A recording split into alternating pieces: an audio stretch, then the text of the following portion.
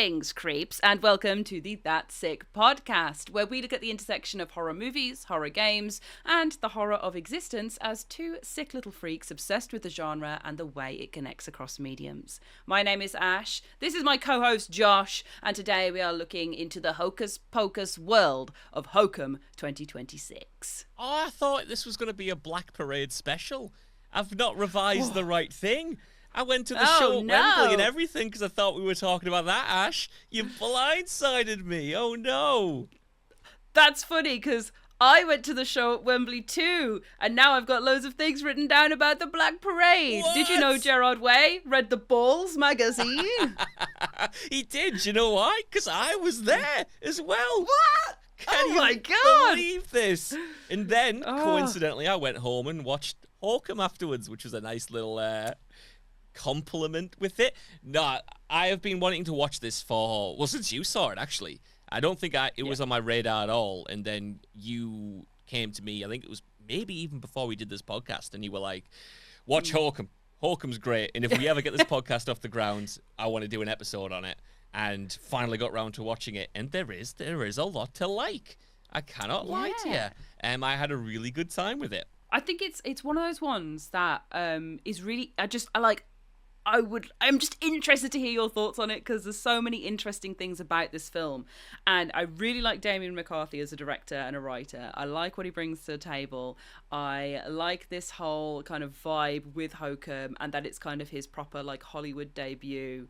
I just think it's definitely an interesting one to talk about, and kind of came out in this like year's worth of just good horror movies coming out that are interesting and different and maybe even slightly divisive as well. But loads of people saying it was one of the scariest films they've ever seen. So it's always worth talking about when people are like, ooh, it's affected me, Adam Scott. But yeah, Hokum, I have the t-shirt on. Hold on. I need Whoa. to show my Hokum t-shirt. Hello, my name's Mr. Hokum. We've been chatting for like an hour before hitting record, and I did not clock that at all. Not that I would. Reveal. I can only see the top half of you. And that's the scariest face in the film as well, which we will describe later on. But I'm pleased I didn't see it beforehand because it would have terrified me. Yeah. But it's been an interesting one because, like you mentioned there, we've had a lot of big and popular and great horror films this year, and for whatever reason, maybe you'll be able to enlighten me, but like Hokum is always mentioned alongside Obsession in particular. You know, if we've had a few requests even on this podcast, you know, people saying if you liked Obsession, go watch Hokum. That's another great horror film from this year. And even when I was looking in some of the comments on the Reddit threads and on the letterbox afterwards, a lot of people saying they preferred this over Obsession, which I found interesting because I like the film a lot. I don't think I love it as much as other people, though there is a lot to love in there. But I suppose I'll get onto that later on. Maybe I'd overhyped it a little bit to myself, but it is definitely recommendable and worth watching because there are some great scares, some great performances, and like you said, some juicy thematic stuff to dive into as well. Yeah, I think this is prime time real estate for if you hype it up too much, you will be disappointed.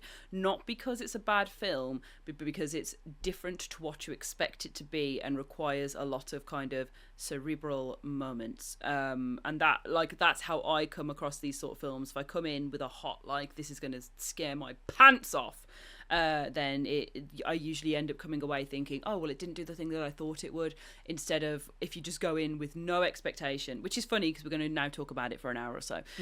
But like, if you haven't seen Hokum, I do think go in just open to the experience and you'll have an interesting time with lots of things to think about.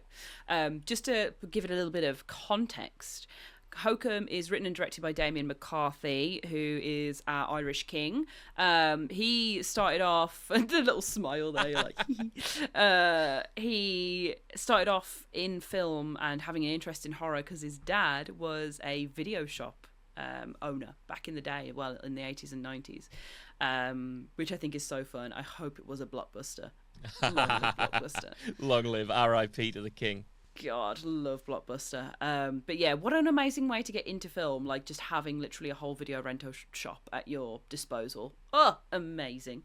But yeah, Damien McCarthy, he has created two other feature films called Caveat, which was out in 2020, and Oddity in 2024. He released Caveat. I spoke to Josh about this before we started filming, but he released Caveat after years of doing short films, just as the caveat to Caveat. But it was his first feature-length film that he put out at the age of 39. Woo! We love to hear it.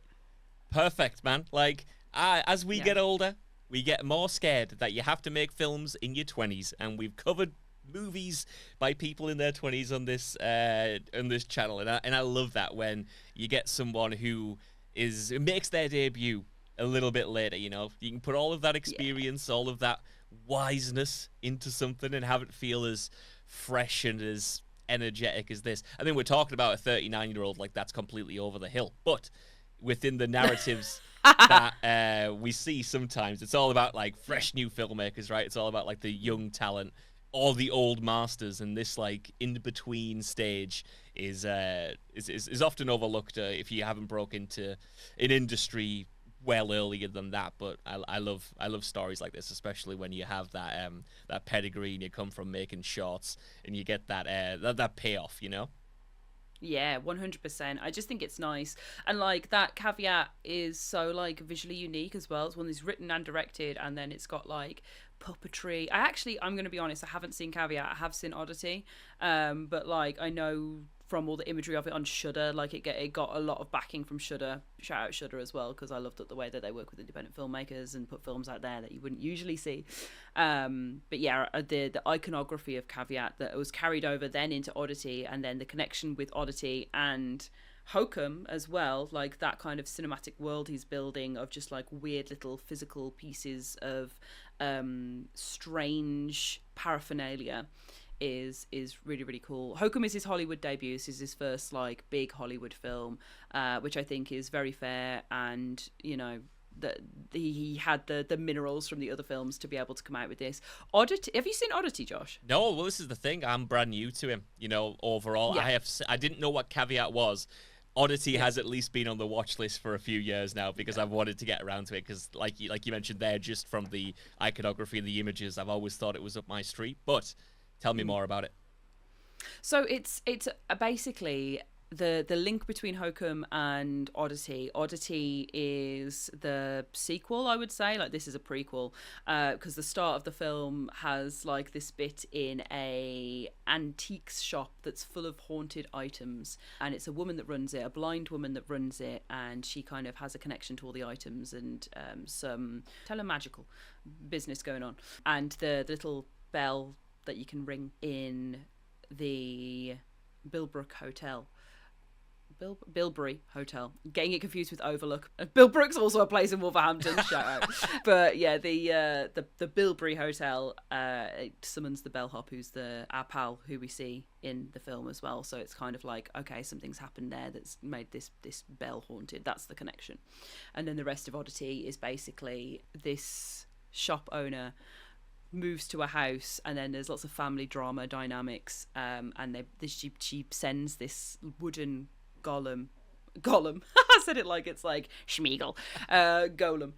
It's hard to describe. I don't want to give all of the game away with it, but it's like it's family drama with kind of murder mystery, with this big wooden golem that's sat at the heart of it all, that's sent by this shop owner to sit there and watch over and just be incredibly creepy, and they find things inside it, and it's just kind of this massive, what's the word that Alfred Hitchcock coined? A MacGuffin. Thank you. Yep. Thank you for your help. It's all right, yeah, anytime. It's like this big MacGuffin that's sat in the middle of the thing. It's a Chekhov's shotgun. It's a trombone shot in the middle of the film. That's all of the pictures that you'll see as well. And small spoiler, you don't really see anything happen that's kind of juicy horror business until the last 10 minutes of the film, which I felt disappointed by when I watched it. I really like Oddity. I think it's a great film. I think Damien McCarthy, friend of the podcast for sure, is great. And his ideas of kind of bringing, again, physical, strange items to the fore, giving them a backstory, putting them at the centre of a narrative, and then only really bringing them out to play later in the film when you feel like you've like been edged all the way through to get to that point. I'm sure there's another word that's more appropriate for that, but you know what I mean.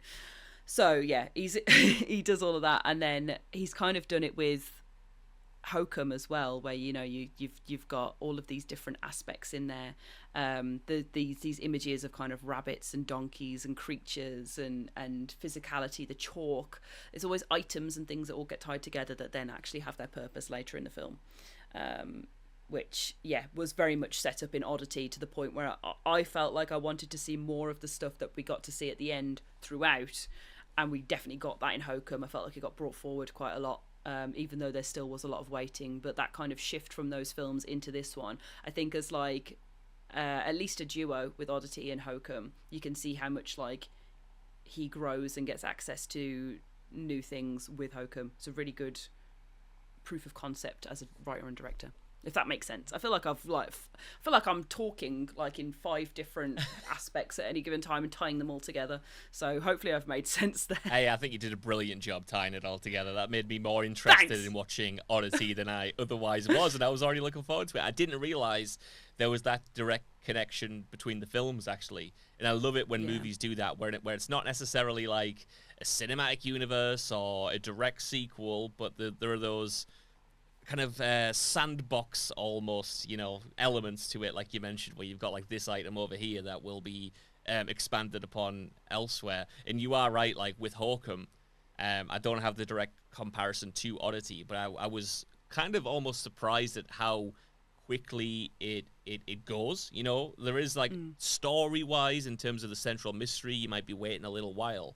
But from the first scene, like the scares are there. It's teasing the supernatural stuff and showing it more overtly, even if you don't really know what's going on at that direct moment. And I think the script is the thing that impressed me the most, more so in the way that it just sets up and then pays things off later on down the line. Like you mentioned, you've got that tactility of the symbols and the foreshadowing and the chalk and the folklore and like the different items that appear throughout. It was... You know what? Maybe this is my consumer brain working overtime now. But I kept seeing things and I thought, well, that would be good to own. There's an Irish folklore book in there, and I thought, I wouldn't mind having that. Having a flick through that. And that's great. I think that is reflective of a film that can like really establish a sense of place and time and, a distinct personality and character. So I was impressed by that. And if that tactility, attention to detail transfers over to the rest of his work, that's really cool. A real plus. Yeah, and like you say, with that idea of there being a sandbox, I love that. I love Damien McCarthy's approach to this as well, because even the rabbit in Caveat, which I say I haven't seen, but it's like this little strange, like very particularly carved little prop that appears, that is like on the posters for everything that you see for this film. It does show up in Oddity as well. So even as a not knower, I was like, oh, there we go. His work's here again. Oh, fantastic. I need to get my hands on those now. Definitely. Yeah. I could send you some Hokum prizes, Josh. Full transparency. I did work on some PR promotion for Hokum. This podcast is not sponsored or requested in any way. It is something that we're doing afterwards, after watching. But yeah, I did a little promo piece of pretending I had gone to the hotel for the weekend. Of course you did. I was thinking, when did that happen? Because I knew you went to, like, I knew you had something to do with it, but I didn't know if that was just like a press screening or what have you. But I forgot that you did that. You actually, I did. You got haunted, yeah? I did. I got haunted. Yeah. So you've actually had a first-hand experience, which is probably. It's better than a paid advertisement. So there we go. Better. I didn't do that. I wasn't invited. I wasn't allowed. They wouldn't let me in. They said I'm not allowed in the hotel, actually. They said they've got enough freaks. You're haunted enough. Yeah, they said they got enough freaks enough, so we don't need another one. Well, Ash, unless you've got any more context, should I go through the film? Because it is it's going to be a long one, this, but I need to get through a lot of detail because at its heart, as much as it is a horror film, I think it's equal parts mystery as well. There are a lot of twists and turns. There are a lot of different characters. There's a lot of Agatha Christieing around the central plot. And it's all fascinating. So this is your last spoiler warning if you want to go watch it and then come back in listen or watch our analysis. So it opens on a scene that I wasn't expecting at all, which is a fictional scene set in the world of a book that our lead character Bauman, who is played by Adam Scott, he's writing this book in his house in the dead of night. And in the book, it's essentially about this guy who is in the desert and he's trying to find something. He's using this treasure map. And he finally gets to one of the locations. He puts the treasure map, pirate style, in a glass bottle. And surprise, it's been sealed up while he was searching for this whatever treasure it was. So without any rocks or anything to smash it open and get into it, he has a child that's traveling with him, and he decides to essentially kill the child by smashing the bottle over his head. And use his skull as a way to shatter it, and that's what is finishing up writing. But when he's finishing up writing this, he kind of sees this apparition out the corner of his eye. It's dark in his room, and he sees this woman with an injury on her face. That is what we later find out is his mother, as he feels real guilt over something that he did. Anyway, spurred on by this apparition that he's seen, he goes to look at the memory box, I suppose, of his dead parents, as they died prior to the start of the film. He has their ashes that he decides that night to go and scatter in Ireland, this specific place in Ireland where his parents went to honeymoon when they first got married. So he flies over to Ireland, and he is not the happiest guy. He's at the hotel where his parents stayed, and he's a bit of a knobhead, truth be told, to everyone in the hotel. He's very frosty. He's very short. I can relate to him a lot in these situations. But at the hotel, he kind of doesn't want to be there. He empties the ashes onto this tree that was pictured in this photograph of his mother, and while he nicely puts down the ashes of his mum, he kind of just throws out his dad's. Later on that night, he's kind of like getting to know a lot of the people at the hotel, including a woman called Fiona who's working at the bar. He also meets a guy called Fergal, who is the groundskeeper that is using a crossbow to kill a bunch of goats in the area that are jumping on the guests' cars, and he sees they're a nuisance, so he's killing them, and that's one of the first things that sees when he gets there. Gets drunk with Fiona, and then he goes up to his room after being, again, a bit of a dickhead to the bellboy, who is an aspiring writer. He burns this bellboy's hand. He's just an absolute arsehole, as for reasons that we'll later find out. He goes upstairs, and later on, Fiona senses that something's a little bit wrong, so she goes up to check on him, opens the door, and finds that he has attempted to hang himself. So she cuts him down and is able to get to him before he dies. Wakes up a little bit later in the hospital. He spends a few weeks in the hospital and fully recovers.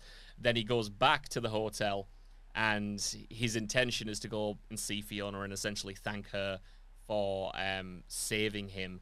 But when he arrives, it turns out that Fiona has actually been missing for a few weeks, and the police have a suspect, which is a guy called Jerry, who is this disheveled guy who lives out of his van that Orm had previously met when he first arrived at the hotel. He lives out in the van, and he's a little bit kooky. He's got some moonshine, he's got some magic mushrooms, and he's like the prime suspect.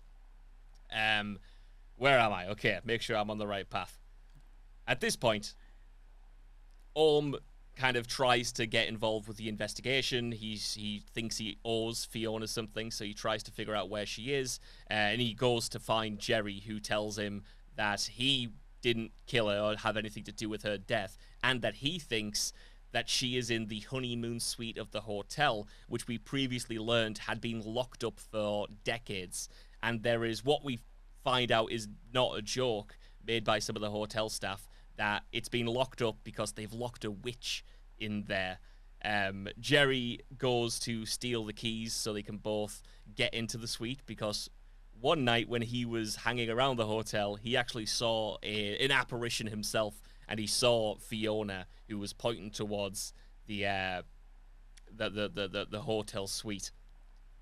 So, at this point, we're breaking into the hotel, and Fergal, who I mentioned earlier, he's laying in wait because he is sure that Jerry is to blame for Fiona's disappearance. So he strangles Jerry, knocks him out, kidnaps him, ties him up, puts him in the back of the van. Orm's now on his own, so he gets to go to the honeymoon suite, and he begins seeing freaky stuff and ghostly apparitions. And at this point, he falls into a dream, and the audience learns that Orm is like this. He's angry, he's full of guilt, he's suicidal, because he actually killed his mother when he was a boy while he was playing with his dad's gun, and it just accidentally went off. His dad then blamed him for the death and was pretty much abusive to him until he also died. So he's got this intense guilt. While he's up there as well, he finds the corpse of Fiona, who has been dead there for a little while, in a shaft that leads down to the basement. And she left a tape recording of her experience, which was the tape recorder that Orm had as he was writing a book. And she essentially leaves him a few voice notes explaining what happened. And it's revealed then that Mal, who was the front of desk clerk at the hotel, he was having an affair with Fiona, and Fiona got pregnant, and he wanted to abort the baby, but when she refused, he drugged her, took her up to the honeymoon suite, locked her in there, and essentially sentenced both her and the baby just to death. Orm then figures all of this out, and he is at first hand. He tries to find a way to escape and ends up in the basement himself, going down the shaft, where he does find that there is a witch down there that has been locked in. So he flees. She chases him upstairs. He manages to get to safety by following the folklore instructions of drawing a circle in chalk, which protects him if he stays in the center of it. The next day, he wakes up, tiptoes out of the chalk, and Jerry has managed to escape the clutches of Fergal by freeing himself from his bonds and jumping out the van. So he turns up at the hotel, completely covered in blood, an arm essentially broken. And upstairs, Orm is trying to get his attention, and he finally does by ringing the same bell for the honeymoon suite that alerted Jerry earlier when Fiona did it, or the ghost of Fiona did it. At this point, Mal actually just confesses to Jerry, pretty much what happened. Jerry makes it upstairs. He reunites with Orm. He's got the keys to the elevator so he can get out. But Mal follows him up, shoots Jerry in the head with a crossbow, killing him dead, and also starts a fire in the hotel, trying to get rid of all of the evidence. A chase ensues. Orm and Mal both end up down in the basement, where they come once again into contact with the witch, who chains them both up. At this point, Orm sees a vision of his mother, but instead of being injured like she was before with the gunshot in her face, she essentially makes peace with him, tells him not to feel guilty. It was an accident. Don't throw your life away for something that you had no control over, essentially, which gives him the last minute motivation to free his rusty chains, get out of there. And Mal isn't so lucky. He essentially gets dragged into the witch's lair with a bunch of other spirits. Orm gets out. He is kind of blacks out because of the fire and the smoke, and he's taken to safety by Fergal, who's also returned. And then he wakes up in the hospital a few weeks later. He reveals to the police what's happened. He finishes the book, and this time he gives it a happy ending, where instead of killing the kid, this guy in his story throws away the bottle and they embrace, and it's something of a happily ever after. So that was an extensive explanation, but there are, you can probably gain from it. Lots of twists and turns in there. Yes. Did I miss anything, Ash? Because that was talking so long there.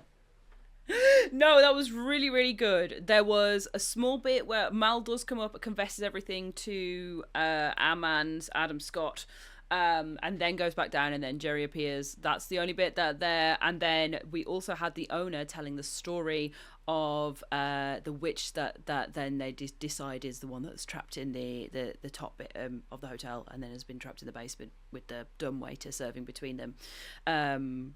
which is where they kind of learn the folklore-y spooky bits from. It's that old man telling the story, trying to frighten the children about how there is a witch that will tie you to her chains and take you on a tour of the underworld where spirits may tear at you and take pieces of you off before she brings you back around if you survive.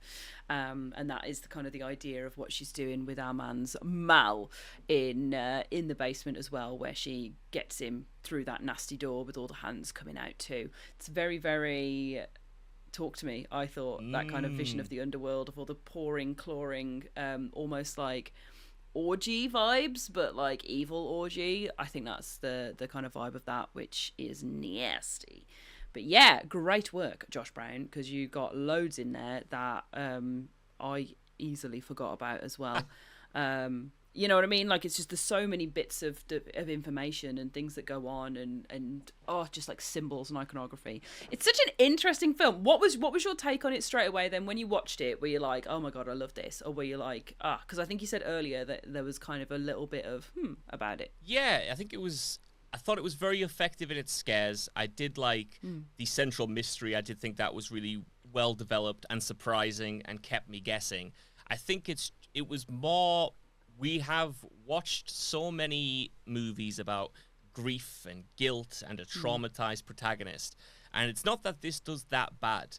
I just think when we've been talking about stuff like Bring Her Back or Talk to Me or even Obsession, you know, there's a level of quality there, and there's a level of like maybe nuance there that I think this doesn't quite achieve for me in terms of Ohm's character, even though it is fascinating and it is a new narrative wrinkle on all of that. I just think it's because we're in like the era, and we have been in the era of grief as horror and you know, that kind of like broken protagonist for so long that we've seen so many iterations of it that maybe I was expecting a little bit more. Maybe it didn't hit me in the way that I wanted it to. I'm not entirely sure, but I do think Adam Scott's character is great. And I do think making him so unlikable and then revealing why is quite a bold choice. Because, like I said, you know, he's a dickhead throughout the opening of this movie, and you don't know why he is the way he is. He is this writer, and he brushes everyone off, and he's cold, and he's really antagonistic to everyone he sees. So I really did like it when you kind of get to discover that's from a kind of manifestation of self-hatred or self-loathing over this guilt over what he did as a child, and you know, he's carried that all the way through him. So it's a tough one. I think it's less in the ideas and the concepts and maybe just in the execution, I suppose, but it's only because there's a high bar. You know what I mean? It's like, it's still good. I still really enjoyed it. It's not a bad movie by any means, but in this, like I said, in this era of doing a film with these themes, maybe I've seen them done a little bit better before. But that's just me. Like, I know a lot of people have responded to that stuff in a big way. So how did you find it? See, for me, because we've seen so much of that all before, I was like, yeah, whatever. I like that this is like our central point of horror, but for me, this is a film about like folklore and kind of like Damien McCarthy's like very much like personal connection to like being from Cork, filming everything in Cork, talking about I'm trying to get this right because it's like a Gaelic pronunciation of the Calia, which is kind of the witch legend, both as like there's like this goddess version and then like your general hag version. I think there's so many interesting things in there that reading about it afterwards and spotting things as you go through was just that's the sort of stuff I really love in horror films, is original iterations of monsters, folklore interpretations that tie back to massive inspirations that have lasted for generations of like oral tradition, and then like having like freaky little takes on it that come from both new and old places that make something that you can interpret your own way. And that we kind of end the film as well with the confession from our bellboy that perhaps this was all an acid trip on the mushrooms from Jerry's milk as well, which is how he takes his mushrooms, of course. I think that's really, really fun. It's like, was his mind open to the idea of the supernatural, this cynical, nasty man, from his horrible experiences with death and grief, and he was there to be able to experience them as a reality, or was this all some mad fever dream that's been done from his whiskey being spiked by somebody that he mistreated that came to apologise to him afterwards and admit all of its truths, and like his kind of version of not knowing if that's true or not. Oh, I love that kind of thing, like the Inception ending with the spinning top. Yes! I'm like, spin it! Yeah, I should have established that a bit more, but like you said there, when he goes to see Jerry, he's initially very skeptical, you know, he thinks it's all Hokum. Yeah. And Jerry essentially says, listen, lad, take these magic mushrooms, and it opens up your mind to like the spiritual world. And then like you mentioned, we find out that his whiskey had been spiked, and he drank more of it when he turned back up at the hotel. So it has that ambiguity. But what I like about the message is it almost, for him, like I think it almost doesn't matter if it's real or not. Like if his mother really came to him and he reconciled, is less important than the fact that he himself, again, like the Inception ending, like he and himself believed the message rather than how it was portrayed or given to him. And I think that is a really cool way to do folklore and the spirit world, and kind of like blend the reality of it with the faith and the kind of like surreality of it, because there is a tangible villain in the piece, and that is Mal. Like something horrific did happen,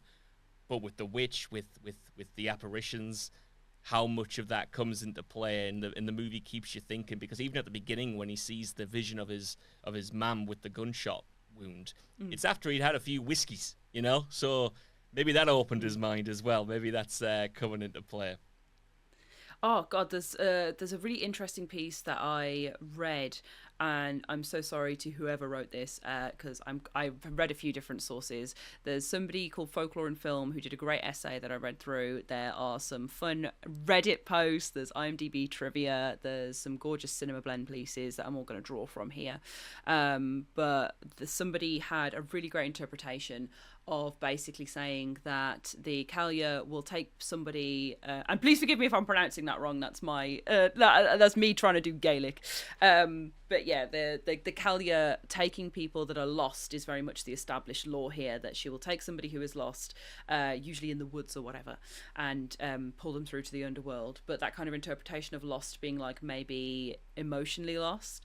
So somebody like Mal, who is really twisted up about the guilt that he has for murdering our pregnant lady Fiona, essentially, and then, you know, trying to cover his tracks and everything like that. He's very much emotionally lost. He's in the weeds. He's desperate. He doesn't have any grounding points, and how man Ohm was feeling the same way up until that forgiveness from his mother, whether it was real or not, or whether, you know, he saw a ghost, or whether he had an epiphany within.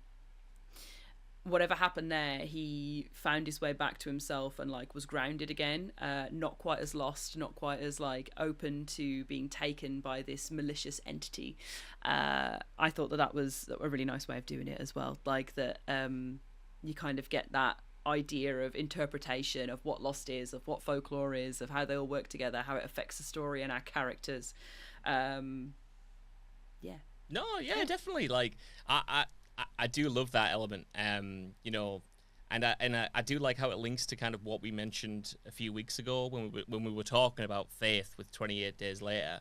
I like that this kind of sheds a little bit of light on the fact that, like, believe in whatever you believe. If the person is getting something out of it that is positive, if they're able to better themselves and be better for the people around them, whether that's religion, whether it's ghosts, whether it's demons, whatever, you know what I mean? Whatever supernatural thing is your flavor. There can be significance in that, even without the proof that it is real or whatever, you know? And it can still be very meaningful to the person experiencing it. And I think this is a great way to kind of show that while maintaining a sense of ambiguity around things and how situations are manifesting. But the actual folklore of it all, it's so cool to tie it into that as well.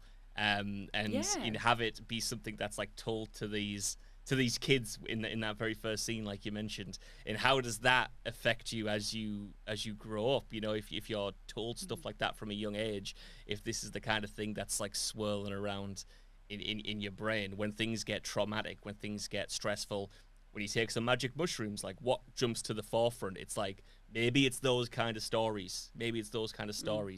That help you process or get mixed up with stuff that you're trying to deal with, or a trip that you're on. You know, like it's interesting that the way the brain picks things out, like in this case as well with Orm, from his childhood and the television show that he was watching, and how that gets twisted and how that manifests in that creepy, horrible bunny that really scared the shit out of me. I can't lie, really got me. Actually, it's a jackass. I mean, I'm a jackass, but what's a jackass? It's a jackass. Yeah, like a donkey. It's Johnny Knoxville. Of course it is. Which easily misinterpreted, especially with Damien McCarthy's love of rabbits, and Fiona is a rabbit as well, so I feel like it kind of ties in. But the guy being called Jack is because he's a jackass.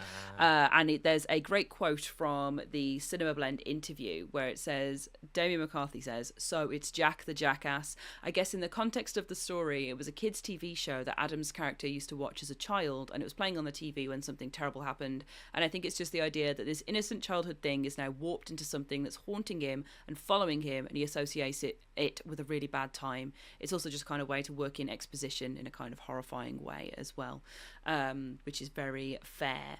But yeah, the idea that this is actually a donkey also ties in to our folklore bit here. As in European folklore, servants and familiars of witches are donkeys, which is something that's kind of tied in with the iconography of witches. Donkeys are servants and familiars and that kind of thing. So like that, it's just very interesting because I originally thought it was a rabbit as well. There's a really fun interview, I think it was Big Fat Cult who did it, and it really made me laugh because he was talking to Damien McCarthy about the rabbit guy, and I don't think Damien McCarthy corrected him. It was only afterwards that he was like, "Oh my god, it's a donkey," which I thought was really fun. Like, it was a good little clip. And Big Fat Cult does great stuff. If you guys don't follow, definitely follow. But yeah, that really made me laugh as well. Because just basically everybody thought it was a rabbit until he was like, "No, it's Jack the Jackass, baby. It's Jack the Jackass." Now you mentioned it, it makes so much more sense. And it doesn't really see. It's just because of the ears, isn't it? And like you said, some of the other bunny iconography in it. But I'm crap at animals, even though I am an animal lover. Josh Brown, animal lover. I am an animal lover. But I'm not very good at identifying them. A lot of people know different birds. And as we established a few weeks ago, a bird is a bird, and a simian is a simian, and a corvid is a corvid. So that would have been lost on me without you explaining it. But now I want to know as much about the folklore as I possibly can, because I just think that reveals more horror, I suppose, when you have those associations of why have these individual things been picked, because it's always more than they look spooky, and they do look spooky, but how does that link to the wider tales and the wider folklore? Because I think Irish folklore in particular is something that, I mean, growing up in England, like, we barely get any history on Ireland anyway. It's an absolute like travesty, oversight in terms of like our schools and stuff.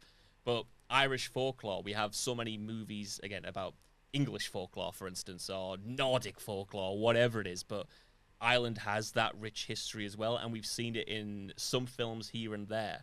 So to get something like this that kind of seemingly, from what you've described, goes all in on it and has that attention to detail, almost, you know, Robert Eggers-like, I guess, in terms of bringing them to life. I think that's really sick. More Irish films and more Irish horror films, please. Oh my god, yes. Irish folklore in general. And I have a few recommendations for Irish folklore horror films. But yeah, just this one I think is really, really good. I just have such a soft spot for particularly Irish folklore because it's usually based in and around the idea of the fae and fairies. Not being those like gorgeous little Tinkerbell moments where like they're in the woods and they have butterfly wings and it's like a beautiful magical moment to see them. As a lover of fairies growing up, that was my knowledge of fairies. But then there is this underbelly to them where they're actually a trickster people. Where they are, they're basically like genies and jinn, where you have to be very specific in making deals with them because they will manage to flip it in some way that works in their favour. And there's so many amazing stories that people have taken of this concept of the Fae, how they're actually quite terrifying, how you can't eat any of their food or you become their servant. You can't give them your name, otherwise they will have power over you. You shouldn't make deals with them because it will always benefit the Fae in a way that you don't realise. There's all of this concept, and it's very, very, very Irish. It's very much from Ireland. That idea of fae and fairies, and the Cailleach that's in this, the witch in this, that being a part of Gaelic folklore and Gaelic tradition, ties into all of that as well, and kind of it being this malicious, malevolent entity. We think of a witch as somebody that maybe can be bargained with, or our version of it being somebody that can cast spells and has kind of this, what's the word, this I don't know, like an identity and a uniqueness and an accessibility to them, that maybe they'll be evil and malevolent and do strange things, but you'd still be able to talk to them. You'd still be able to, like, Macbeth it, give them a little treat and get like a bit of eyeball knowledge, especially maybe more English, I guess, or European ideations of what fairies are and witches are, specifically here. But this witch is just like pure evil and just wants to take people to the underworld, and it's just like, get lost, I don't care, man. You're coming on the trip to like, this is how I get my kicks, get on the chain.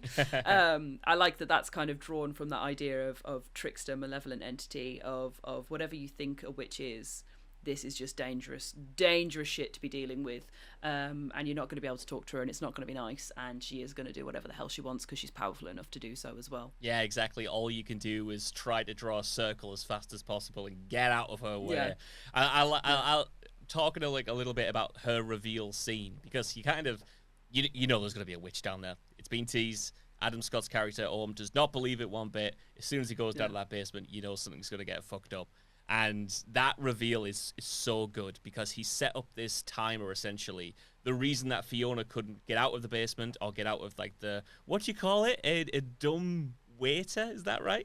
Dumb waiter, yeah. Why she can't get out of the dumb waiter is because the button doesn't work from inside. So you got to press it up in the honeymoon suite. So Adam Scott devises this plan with a clock, which has an ornament on it, and it essentially will hit, like, proper mouse trap, like Home Alone style DIY setup, where this ornament is going to hit the button and it'll rescue him at a certain time. So he goes down, he's only got a set amount of time, he sees a bunch of weird sigils, he starts to hear this wailing, his alarm goes off, he needs to get back, he jumps on the dumbwaiter, and then you just see this, like, face come out of the shadow.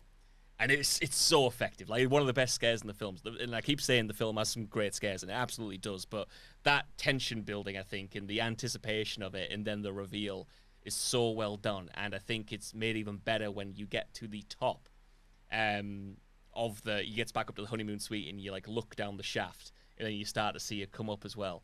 I'm always so terrified by that proximity to evil or monsters or, like, creatures, where you know that they're there and they might come up, but they might not, and you don't have enough you don't have as much separation from them as you would want. All that's separating you really is this one shaft, and you look down and they're staring back, and it's like a stalemate of, well, what are you going to do now? Because you can't get out of here. If you come back down here, I'm going to be waiting for you, And I just think that setup is just is perfect, as he's trapped in this honeymoon suite, literally between the choices to go down there or to potentially starve to death, like Fiona did up there as well. Yeah, every little bit that we get of this witch is so good. The bit where they're holding the lighter out and you can just about see, like, something's there but you don't know what it is, where he's in this, like, bed with the gauze, the organza all flowing around him, and you can just see her face kind of peering through but not really, and you see her moving through the bathroom doors and climbing over things but not actually, like, where she is or what she looks like, and it's all this interpretation and this kind of, like, oh, there's a creepy lady there, until we get to see her, like, proper later. Damien McCarthy is very, very good at edging.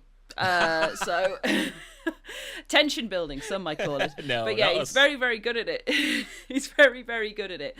And this was like a masterclass in that, of, like, giving us all the information that we needed to believe in the witch, but also holding enough back that we could still doubt its reality, that it could just be like visions or a ghost, or like there's something else going on. There's just enough there to make you second guess the idea of it, which I think is really fun. Yeah, I mean, even at the end when Orm's down there, you can read it as, yes, he literally escaped the witch, or you could read it as he has found a reason to live, a desire to live, and he's not just going to sit there while everything around him burns or mal like comes for him. And like you said, that I think so many of the stories about people seeing a ghost or an apparition or whatever is built around those fleeting images, right? It's never, or it's very rarely something tangible you can point at and say, like, this is exactly how it was. I know there are descriptions like that, but often it's something out the corner of your eye. It's a face, perhaps, that you can make out in the shadow. And I think this, by and large, stays true to that. By, like you said, when you do get upstairs and the witch is there, having just like the silhouette or a little bit of a bit of skin kind of peeking through, again, stays true to that idea of that like dream-like, nightmarish quality to a lot of these things manifesting. And I'll also add, I love that the witch, and how to describe this? I love that the witch isn't an old naked woman, is what I'm going to try to say with this. Oh, thank God she's got some clothes on. Thank God. Because especially when it comes to a lot of recent horror films, often directed by blokes, what can you say? It's like the scariest thing is an old woman with boobs.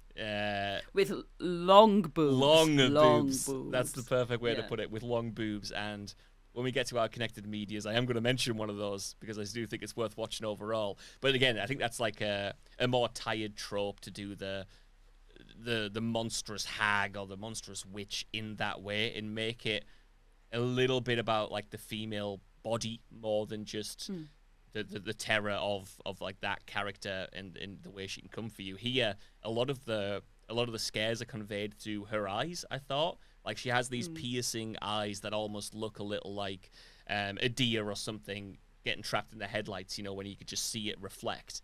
And sometimes when you see a face, like, that's the kind of first thing that's drawn the attention to. But I was just pleased that when they went down there, it wasn't like an old woman with chebs out, kind of like no clothes on, probably some saws on her, coming towards him. I just thought maybe bare minimum, but it was a nice change to evoke the folklore and evoke the scares without having to rely on that trope. Oh God, yeah! Like, I love a hag. My D&D character is actually a hexblood, which will mean something to somebody out there, because I love hags. And this is a hag, but like a really nice version of it, where it kind of feels like somebody, like when you're trapped and you feel a bit evil because you've been trapped. I don't know. That's how I imagine it. If I were stuck as a witch in a basement, I'd be like, you know what?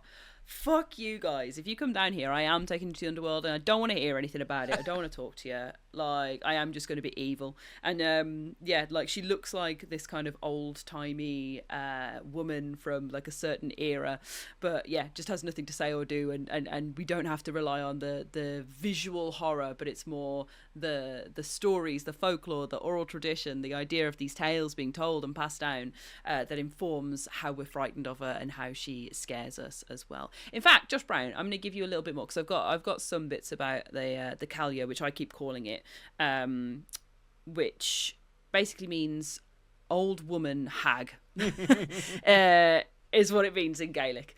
And this is the legend that we get at the beginning from Cobb. And I said earlier, there's two versions. There's one that is the Kalia, who is a divine hag, which I just love as a naming system. Imagine being called the divine hag. That's what I'm trying to be. There is I can't remember what the exact words are, but there's like a naming system for maybe Victorian era, maybe earlier, but for women who weren't married. So obviously spinster's the most common one that we use. But I think if it's actually refers to like a woman like 25 to 30, whereas over 30 you're actually called like a thornback, which God, yeah. Imagine being called a thornback. Hag has that energy where I'm like, you know what? Yes. Call it me. Yeah. But yeah, the Kalia, a divine hag, she's associated with storms, with winter, often appears in Scottish folklore as well, so Gaelic across the board, as the Hag of Beara, or Beara, Queen of Winter, which, shout out Still Wakes the Deep, the Beara D. That's how you'd spell it for Beara, Queen of Winter.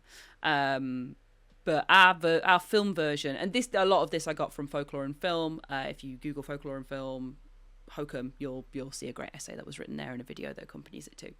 But our one is just a Kalia, which is a more generic witch, still our old woman hag, but a more generic kind of version of this. And yes, the kind of points that were pulled out here is this idea of a witch being trapped in the basement that's kind of, that's the only way of accessing her, and her being trapped down there, and being driven underground by the people that have pushed her there, outside of this world that's had a hotel built on it, that's had the redwood trees brought in from maybe American settlers that aren't like native to Ireland. Having her home kind of overrun and then forced underground is similar to the idea of Irish gods, these powerful supernatural beings. They're called the Tuatha De Danann. Again, apologies for my Gaelic pronunciation. Tuatha De Danann is how I believe you say it, which are driven underground by invading Milesians, who represent the arrival of Gaelic culture in Ireland, which are the ancestors of modern human population. So again, it's kind of that idea of kind of maybe colonialism as well, especially, as British people watching an Irish film, I feel like that. Shout out. You know what I mean? Like that kind of idea of this ancient being so connected to the landscape that's then forced underground into a hotel basement. That kind of comes from there as well. But yeah, and to get help from this arrival of Gaelic culture and the human population, the Tuatha De Danann turn to the people of the hills, aka the Fae folk, to be able to get help as well. So again, you could draw some parallels between Adam Scott's character Ohm kind of having a supernatural interaction to be able to come to reality again, find himself, ground himself. There's also a really great bit about rabbits and hares representing fertility, birth and rebirth, and that being a very common theme with McCarthy's work, especially with Fiona being pregnant when she's dressed up in a rabbit costume.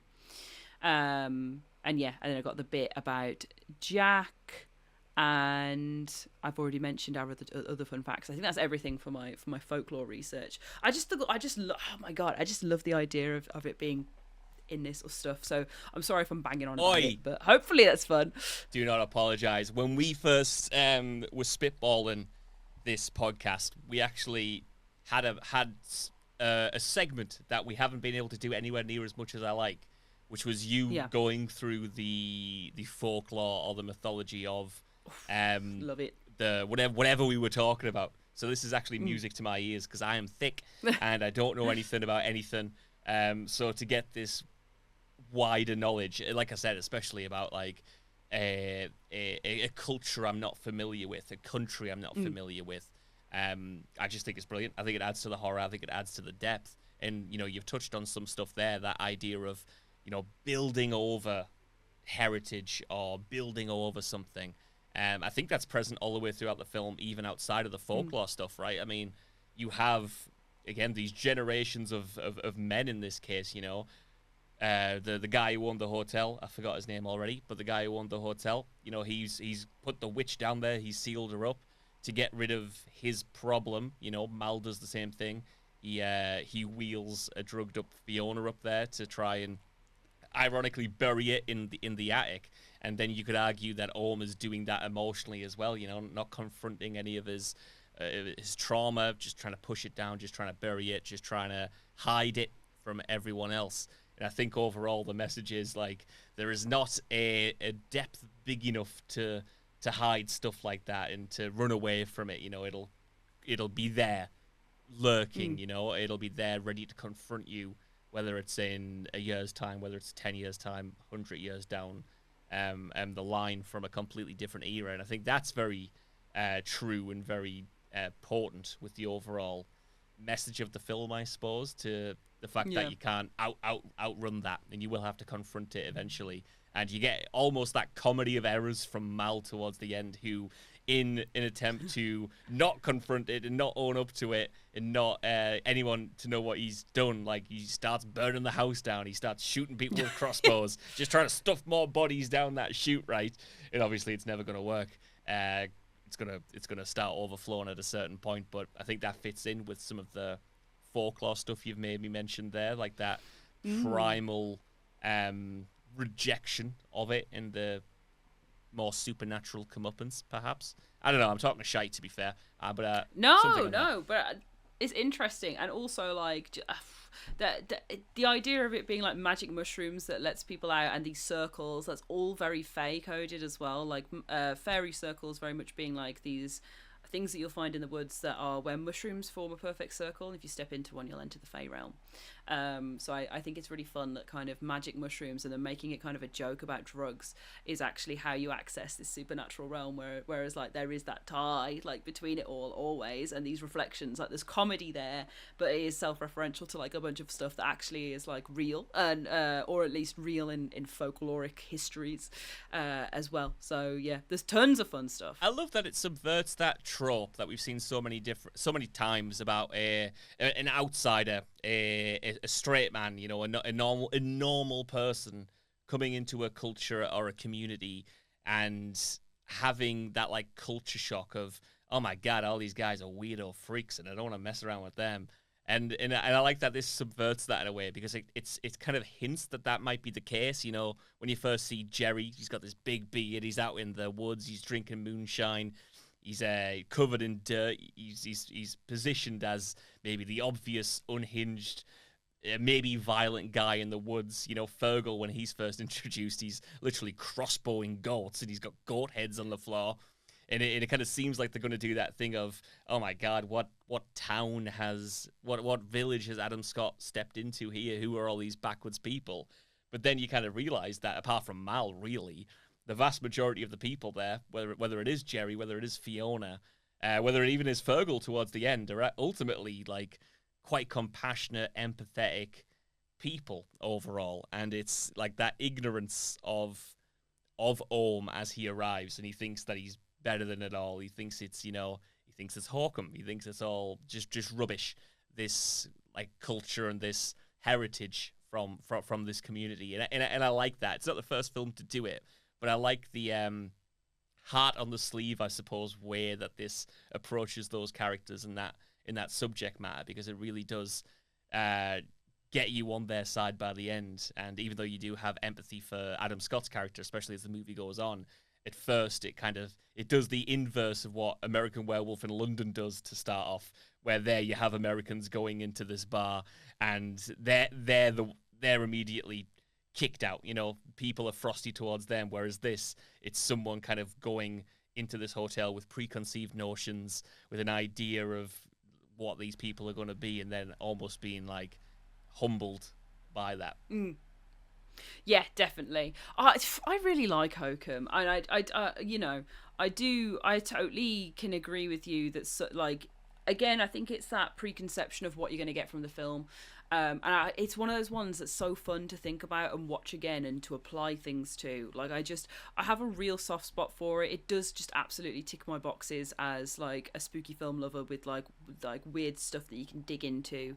Like lore, much like the Black Parade of My Chemical Romance, as we started off, that has just like lore that you can dig into and interpret and dig around in and come away with something and be like, oh wow, okay, witches and fairies and yeah.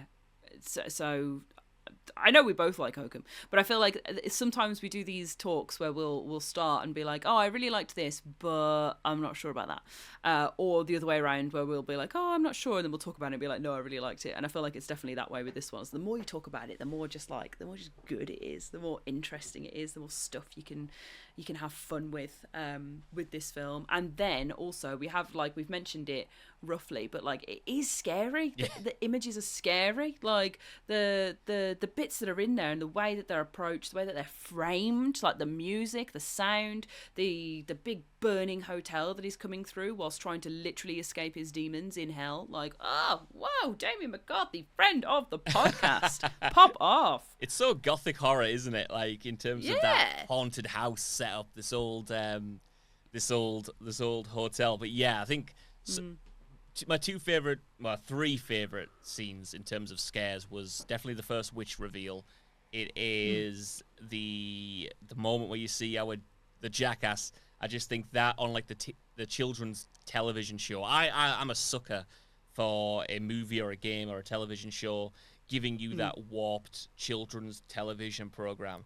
The game Control does it so well in the first Control, where it's got like these stick figures, puppets, whatever you would call them. I'm going to go with puppets. These little puppets, and it's like a little show. It's supposed to be a kid's show, and it's just terrifying. It's just wrong. It's just so unnatural. And this has that exact same thing. It's got like a sense of scuzziness. And again, I think it ties to that idea of it's Ohm's own remembrance and the twisted remembrance of it. But I feel like it's just, even though the specifics aren't universal to us, like I've got those like childhood programs that I'm shit scared of for no reason, and I don't really know why, but they just feel there's something off about. There's something spiritually evil about them, you know. And I think that comes through with this, in combined with, like you said, the music and the way that the framing kind of teases out some of these monsters. It's just it's so effective with the soundscape as well. But I also love that scene where Orm is dreaming and you get the reveal that he shot his mom in the face, which isn't necessarily a huge surprise, but I think it's executed so well and it's so scary and it's in this weird like liminal space again, and it has that nightmarish quality, and it is really, really well executed in that regard. Oh my god, awful pun, by the way, well executed. But yeah, to be fair, I think there's a moment where it's in the hotel and he talks about his mother dying, and he's like, the guy who killed her deserves to die, and I was like, brother, that's you. Like, I didn't think it was a secret that something. I was like, the way you've worded that you've done something here. I thought she just died in childbirth. But anyway, taking us back to Threshold Kids, what a shout! I love that you brought up Control's Threshold Kids, because they are so good. And the kind of like mixed media approach, like bringing something that feels stop motion, that feels kind of ill, compared to reality, that uncanny vibe, in something like that. It's like the Dark Crystal, it's like the Skeksis, it's like, I always get their name wrong, Skeksis, the Skeksis, and Jim Henson puppets I always find a little bit like, you know, ew, even though they're good fun as well. But yeah, oh, what a shout. It's literally like, we're going to move on to our connected media now, and I'm going to give you all of my childhood TV like rip-off things, which I think are really scary as well. Yes, I can't wait for that. I don't think I've got anything else to add about the overall film. I'm trying to rack the brains. I should have made more notes, to be honest, but I think we've covered it quite extensively overall. I just think one more thing, actually, when you mentioned that, like when he kind of gives the game away, that it was him involved somehow. I think he actually says, I think he literally just says, like, listen, like they were too young to be punished, but they deserved to be hanged. I think it was, and then that directly precedes like his attempted hanging up in the hotel room as well. So again, just like, I feel like if I watched it a second time, so many more of those details would crop up, and I think that's why I do say it's a really good script, because I just think it's so well thought out and well laid out, not just with the folklore and the depth of that, but just in planting those seeds early, that even if you do guess it, or if you're not supposed to have any ambiguity, if you're supposed to infer it directly, like, it still hits because it's just executed really tightly. Yeah, 100%. This man knows how to write something fun. I feel like the next film Damien McCarthy does, like the trajectory he's been on. Watch Oddity. I will. But the trajectory he's been on, and I'm going to watch Caveat. the next one, I fear, may be like, if it goes the way it's been going, I feel like it may be a classic for years to come level of good. Like, I do think he's got it in him to be an auteur, because it, 3 films of this quality with all of these referential points in them already, I do think you know what you're getting with a Damien McCarthy film now, and I'd like to see that fully realised in the next one, and it be like amazing. That is high praise, and I like it, and I hope that it'll happen. I want to see a classic like that, definitely, especially if it's got those folkloric elements. He's so good, and I guess this will be the DP as well, but like the light and dark, literally like the light and dark, the way the film's lit, I just think is so impressive. Like, there are so many scenes where Orm just has the little lantern on him, and like it's so well photographed, again, with that horror in mind, creating those weird liminal spaces. And also, before we fully move on, I cannot not shout out the bit where Orm essentially drops himself into a bath of filth. Yes, that's what I was thinking when we were talking about best scenes. I was like, the crawling through the window into the bath. Ugh, the panic of it and how horrible it is. So good, man. Like, it reminds me of that bit in, I think, Silent Hill 2, Silent Hill 1, Silent Hill 3 maybe. You'll know more. You're a Silent Hill girl. Where you have to put your hand down the toilet that's full of filth. It's 2. Sunderland loves it. Any hole James Sunderland sees, the toilet is in Silent Hill 2, because then they did it in the remake and it was still grotty as well. But like, yeah, putting your hand in muck in Silent Hill is just par for the course on all of them. But James Sunderland is the mucky hole man for everything. That's it. It's a series where if you go into a bathroom, there is a good chance either the bath, the toilet, or the sink is going to be full to bursting with liquid mess. And that's exactly what I thought about when you see this bathtub first and foremost, as Orm goes to investigate the honeymoon suite, and then you're like, that's coming into play later on, and it came into play in a big way. And again, adds to the we're getting quite good at this, actually. It adds to the pantheon of films covered on this podcast where the main character ends up gunked head to toe in something. My favorite trope. I know I've said it before, and I will continue to say it until it stops being good, which will be never, because it's the best. No. Well, I guess we're watching Girl on the Third Floor next, the CM Punk goopy film. CM Spunk. In it, what that film is, CM Spunk. To be fair, I do think that's a fair review. I mean, that complimentary, kind of. I think. Yeah, it was alright. I don't think I haven't watched it again since I watched it the first time, but goopy. Yeah. Right, Mr. JB. But excuse me. What do you want to bring up as your first connected media? If we're moving on to that section, let's do it. And I've got all horror films this week, so you'll be pleased. Oh, that's nice to know. As we should. I'm doing a nice little streak now, 2 weeks in a row, all horror movies. This one is actually very bittersweet because I had it on the list before recent events. I don't know why I'm burying the lead, but it's In the Mouth of Badness, starring Sam Neill, who at the time of recording, literally we just found out that he's passed away. So I love Sam Neill. He's made some great banger horror films, and this one is one that I always return to. It's a John Carpenter one, if you haven't seen it, about a writer, essentially. I think he's called Sutter Kane. I think it's the first one. Sutter Kane, who is a Stephen King kind of esque writer. He's written all of these dark horror novels. He's wildly successful, a very famous person, and he's disappeared. And Sam Neill's character essentially tries to go and find him. And what he discovers is that his novels, or one of his novels, is coming to life, and it's about like cosmic horrors and the end of the world and the apocalypse and freaks and ghouls and monsters. And it obviously is about a writer, like this is as well. But I think it has some of the same sensibilities in its like gothic approach as well. There is a hotel that Sam Neill stays at in the film that is kind of weirdly, eerily as creepy as the one in Hokum. You know, it's just about that idea of arriving somewhere. And in this instance, it's because Kane has, like, you know, his powers infected the village and the town. But it's just that idea of going somewhere and having it be off, having like the whole town be corrupted, having the hotel be corrupted, and that corruption kind of spreading and escaping its confines. Sam Neill's great in it. I love me a John Carpenter film any day of the week, and I think those rightly influences and the mythology of it, the almost folklore-esque way that it's presented. You know, it's almost written like Kane's books themselves are folklore that is manifesting. Really good. I would really recommend it. It's well worth watching, and it's one that I revisit quite a lot. You can never call yourself a Lovecraft fan because the guy's a freak, right? But like, is a fan of Lovecraft style horror. You know, it's perfect for that.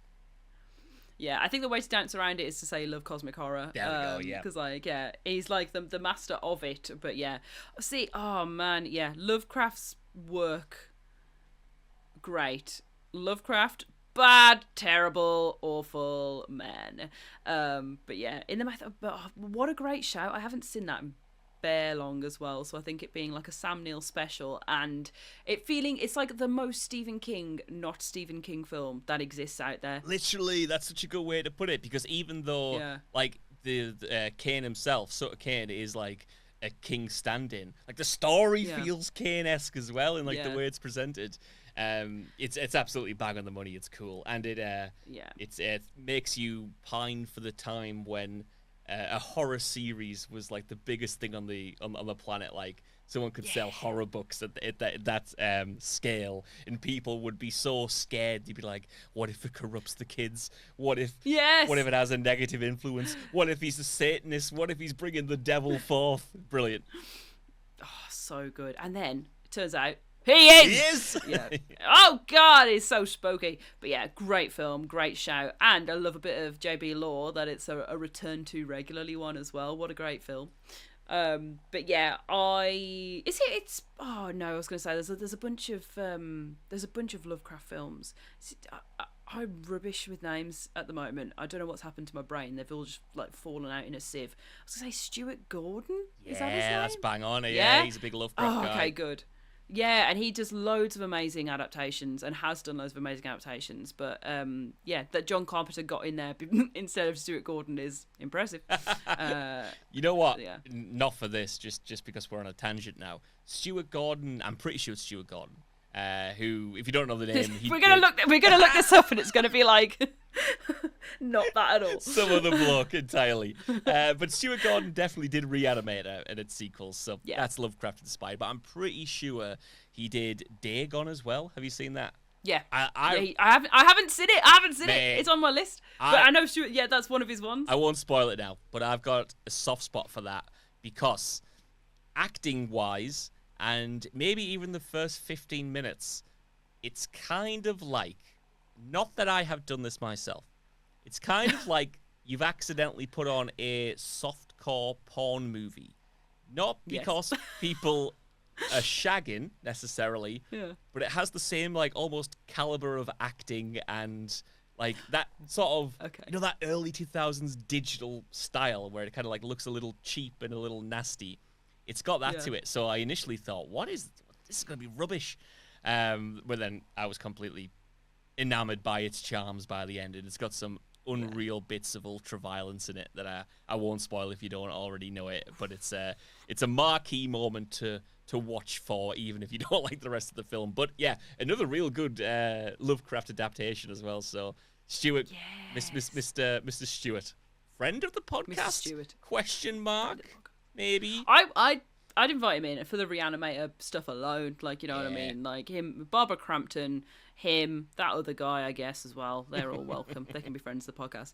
The softcore porn approach of Stuart Gordon as well. That Barbara Crampton scene, it's stuck with me ever since I watched it. Where they're in the corridor and she's being tickled by the guy and she's going, no, and then the hard cut to her in bed going, yes, like, is the funniest thing. Oh my God, that popped me silly. I was like, if only I were a director to make this scene alone, for how daft that is.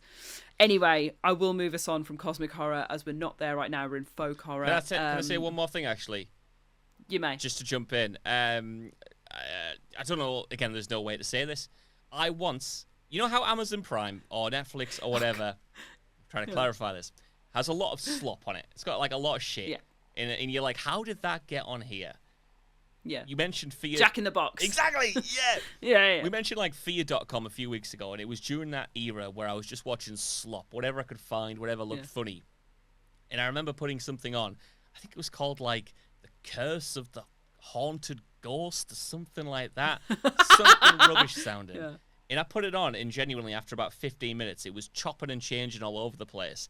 And I have not had this confirmed, but I'm pretty sure it was a softcore pornography film with all of the softcore porn cut out. So it was just the plot. And it was real bad. It was real bad. But those things do exist. And I have seen one. And that was... It didn't even have the nice titillation of a skin flick, as they call them. I say one. Josh Brown, one. I have seen one. Doubt. Press X to doubt. Just one. Just the one. An innocent Catholic boy. Yeah, just the way it was an accident. I didn't mean to. But yeah, sure. You and Danny Boyle, Catholic Man of the Year. Yeah, they represent. I want to bring up on from your great recommendation of In the Mouth of Madness. I actually don't want to talk about it because I can't be arsed in the kindest way possible. You know exactly what this is. Again, it's like Audition. It's so big. It just has to be said, and then we move on. The Shining. It needs to be recommended. You know, like, do I need to tell you what The Shining is? Do I need to recommend it to you? No. Will I? A little bit. Because I do genuinely mean the Stephen King book, not the film, which I have a... You love it, don't you? ...complicated relationship with. Yeah. Huh? I was just saying, you love it. The Shining is your favourite film, I have heard. Yeah. Yeah. I've heard that. I really love it a lot. I just don't want the heat. I don't want the heat. Press I don't want X to doubt. I don't want the heat. I don't want it. I don't want to go in the kitchen for The Shining. I don't want to have to face the Kubrick fans. But yeah, I do not love The Shining canonically. Hey, but not to interrupt one more time. Last time, so did Stephen King, didn't he? He didn't like it. Yeah, exactly. Exactly. So just to stick up for you there. Thank you. And as the real Stephen King fan, the realest Stephen King fan on the world, on the planet, I have to stand up for my mans. And Stephen King's book of The Shining is one of my favourites. I don't know if I could read it again now. I went back to some Stephen King recently to try and have a little flick through. And his writing style was, oh my God, it was everything I ever wanted as a teenager. And quite salacious, very detailed, a little bit kind of like you have to work through it, very prose heavy. Reading that now, after I've been reading nothing but fairy smut by Sarah J. Maas, is like, oh my God. But I did love The Shining, and I do think that that book stands the test of time. Nobody's asked, my favourite Stephen King book is Skeleton Crew, the short story collection that contains The Mist and the Jaunt. Thank you very much. But to recommend, it would be The Shining for this one. It's about a bloody haunted hotel, isn't it? Isn't it? Is it? With the forbidden room. I've never seen it. Don't know what it is. Yeah. Okay. Well, watch it then. No, you know what? I've never read a Stephen King book. So if you're recommending The Skeleton Crew, maybe that's the one I need to start with.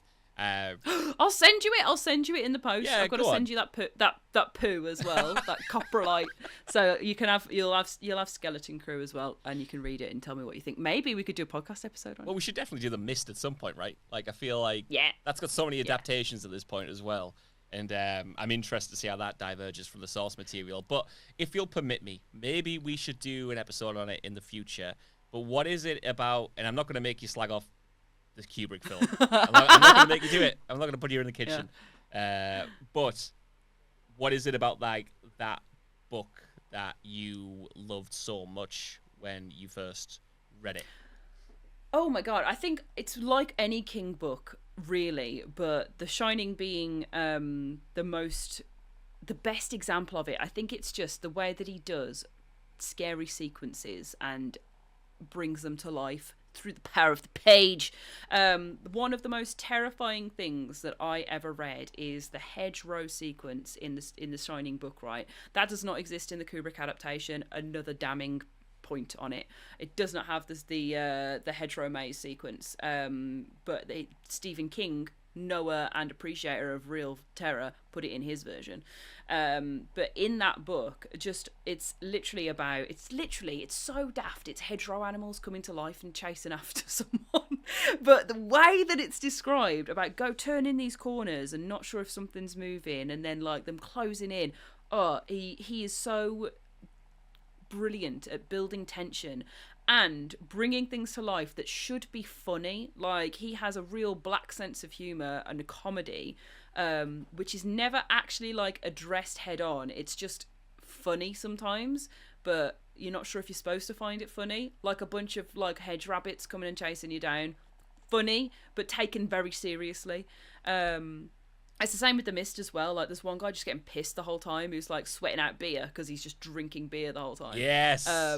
Yeah, and he's like, but I'm in charge and doing this. But he just keeps describing him like just absolutely down in pints, and it's like no need for it. And I just find that really funny, but like it feels so human. I think Stephen King's work feels so human, and The Shining as both an exploration of your man's Jack Torrance going nuts in this isolated environment, and also as a little boy with his Tony finger coming out. And what is his name? Tommy? No, Timmy? It's what is his name? What's the little boy's name? It's Danny. Danny. Jesus, thank you.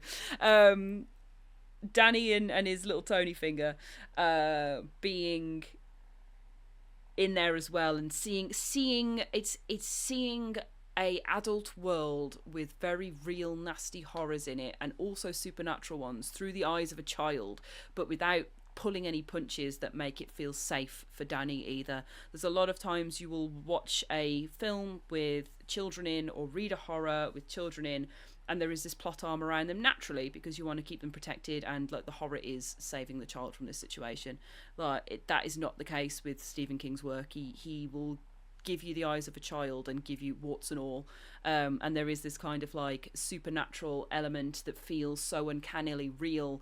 It's like tapping into having a nightmare when you're a 12-year-old, and I think The Shining is his best vision of that. Oh, that's amazing. Oh, because I've never...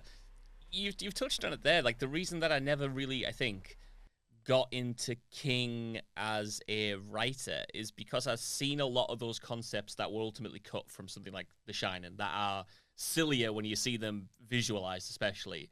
Like, you know, there's infamously the Shining miniseries that Stephen King actually made to right the wrongs. And, you know, I see some of those scenes brought to life with the CGI of the time, the budget CGI of the time. And maybe that's given them a bad rap, because I'm sure those things and those elements work so much better on the page than they do not executed very well in a live action adaptation. So, I mean, it's the same thing with It, you know, like that. The original version with Tim Curry, that miniseries, great for the vast majority, but has things that didn't quite translate as well to screen and was better left up in the imagination. So maybe that is a big element. I feel like I've just invented that bit of analysis, but I'm sure I'll go online and people smarter than I will have put that into words better than what I've just said. So I'm going to look into that a bit. Completely right and fair, and it's been a long time since I've read a Stephen King book, so there'll be people who actually do like read him regularly, read him more commonly now as well, who'll have better takes on it than me. But that I just remember the Shining is kind of one of those books that I never want to return to because my memory of it is so good. So if somebody reads it and says I'll be like, shut up, I don't want to know. It's great. But yeah, I just think like his whole like collection of books, It as well, seeing that as a mini series and the acting in it being very softcore, and then, you know, Tim Curry was brilliant. I think Tim Curry's version of It was so brilliant and so scary because it was so truly Stephen King. It's daft, it's saft, it's like it's not quite scary, but that's what makes it terrifying, is that it's the edge of it. Like Bill Skarsgård's version is terrifying. It's outright scary. It is nasty.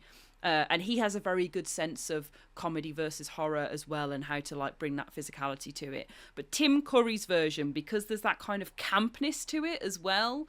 Oh, I just think, that is another great example, and also one that obviously we got the miniseries of, and then an actual like better adaptation. Sorry, but it's true. But though I will say about it, I loved that book, and it was also one of my favourites. But obviously, there's some choice scenes in it. Yeah. But the end undid all of my goodwill for the whole book, because I won't do spoilers, but like, and you see it in the films, and they try and do it justice in the films, and I actually think the films visualizing it is much stronger than trying to read it, because he spent so long describing all of this cosmic information that took me so far out of what the hell was going on. But yeah, have you seen Welcome to Derry? Slight tangent. I have not. It's been on the list, but I have a stupid thing with telly shows where I don't watch them until they're finished, blah blah blah. So as much as I wanted to dive in, I haven't done it yet. But is it good? Because it looks pretty good. Yes, genuinely, alarmingly, surprisingly good, really good. It captures Stephen King has never made me feel more like I am a little boy, which sounds like a very weird thing to say, but he makes me feel like a little boy who grew up as a little boy.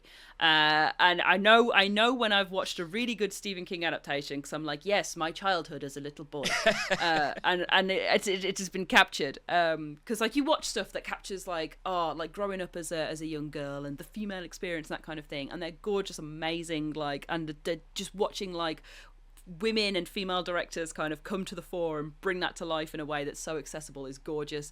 But what is more powerful is being able to connect with a childhood that you didn't have and think, oh yeah, that's what it must have been like. And Stephen King's work is very much of that. Growing up in the 80s as a little boy who loves like biking around and going to the quarry and talking about boobies and like doing like bogies, and yeah, Welcome to Derry, it is really good at that. Welcome to Derry's really good at that childhood sense of community. There's another one that I think is really, really good, The Long Walk, one of my favourite recent Stephen King adaptations. Very, very, very good, and feels like growing up like a little boy. Sorry, I have to say it like that, I know. But yeah, I know that you didn't live it, but I feel like spiritually you are quite like a little boy at heart. You know, yeah, I am. You've got a lot of that to you. You just described everything that a little boy talks about, and I'm like, those are your subjects now. Boobies, bogies, all of that stuff. It's true. It's already Ash Millman coded. But no, what this tangent has cemented for me is that we need to do a Stephen King episode, sharpish, whether that is looking at a couple of his or whether it's just a deep dive into one. That's fascinating because I don't have any of that perspective. I only know him cinematically and through the stuff that he's which had. is hit or miss. It's hit or miss. Yeah. Big time. And I know he's had some involvement in some of those. He likes some more than others. But yeah, like often it's like a director will come in, use the source material as a foundation, but make something quite un-Stephen King-like outside of the concept and even some of the characters.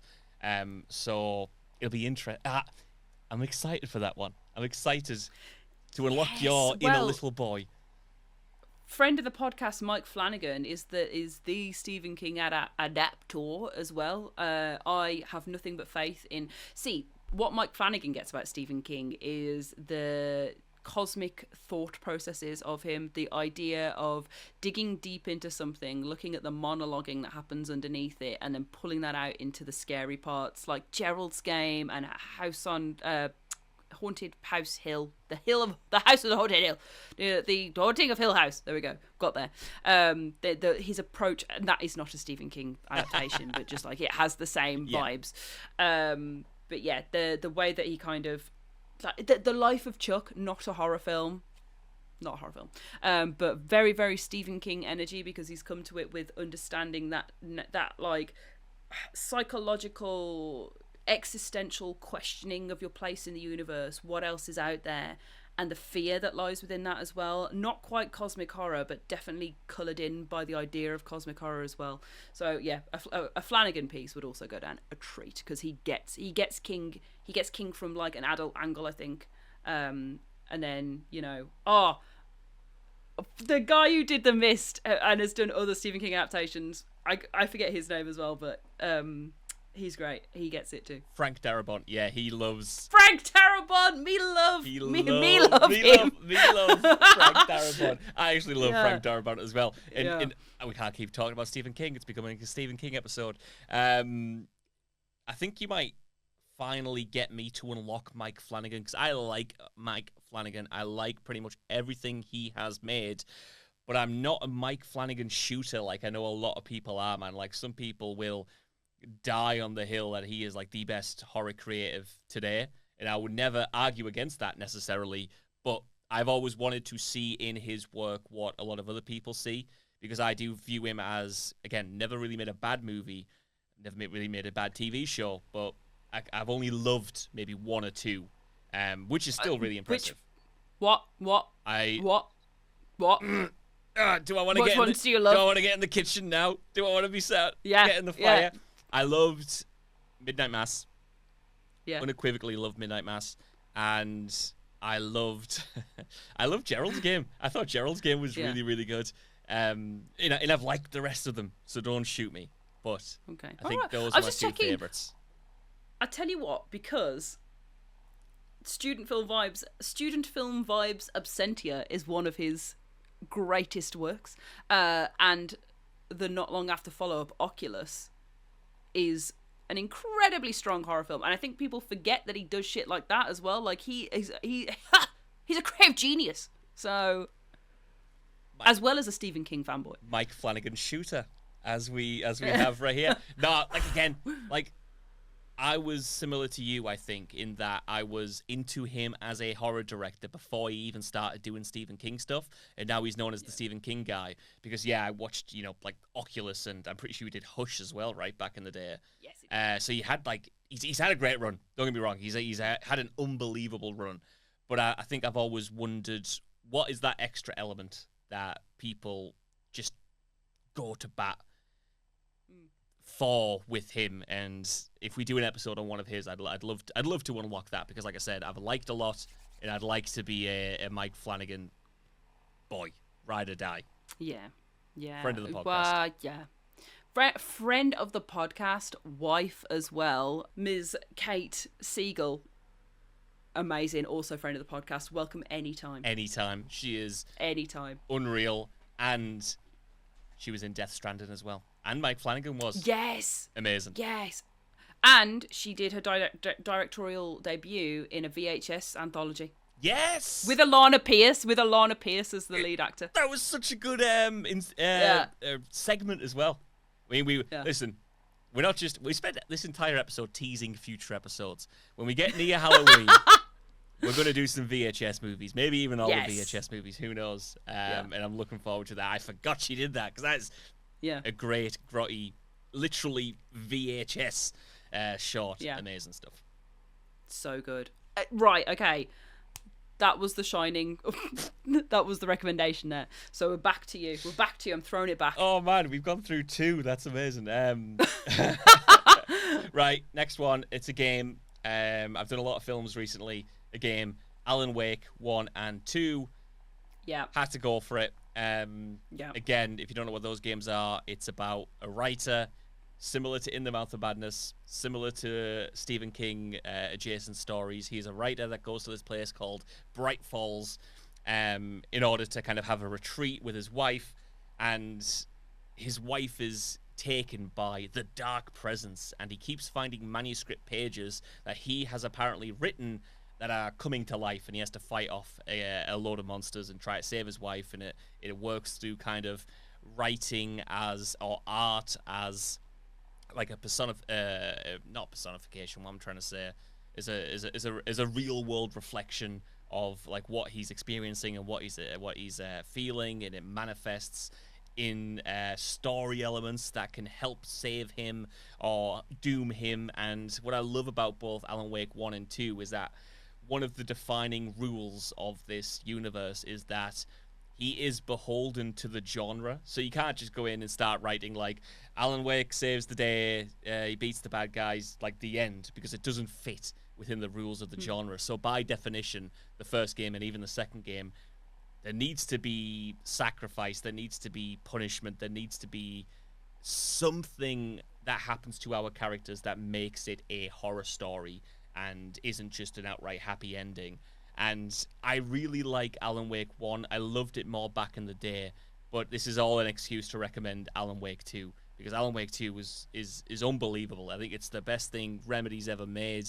I think it's so ambitious. It has this cross-media approach where there's a lot of live-action stuff in there, and it's so well shot, considering, you know, the bad rap that live-action video game footage often has. This is really high quality. It's really imaginative with its scares. It's nastier than the first game. It has so many like just great commentaries about art and putting yourself into art and like genre conventions and feeling constricted in that regard. It's a glorious game. It's a glorious game, and it also has an in-universe TV show as well. So it hits all of the spots in terms of relating to Hokum. But yeah, cannot recommend that enough. Oh, it's so good. Alan Wake, just as a whole franchise. Control, now that like ties into it as well.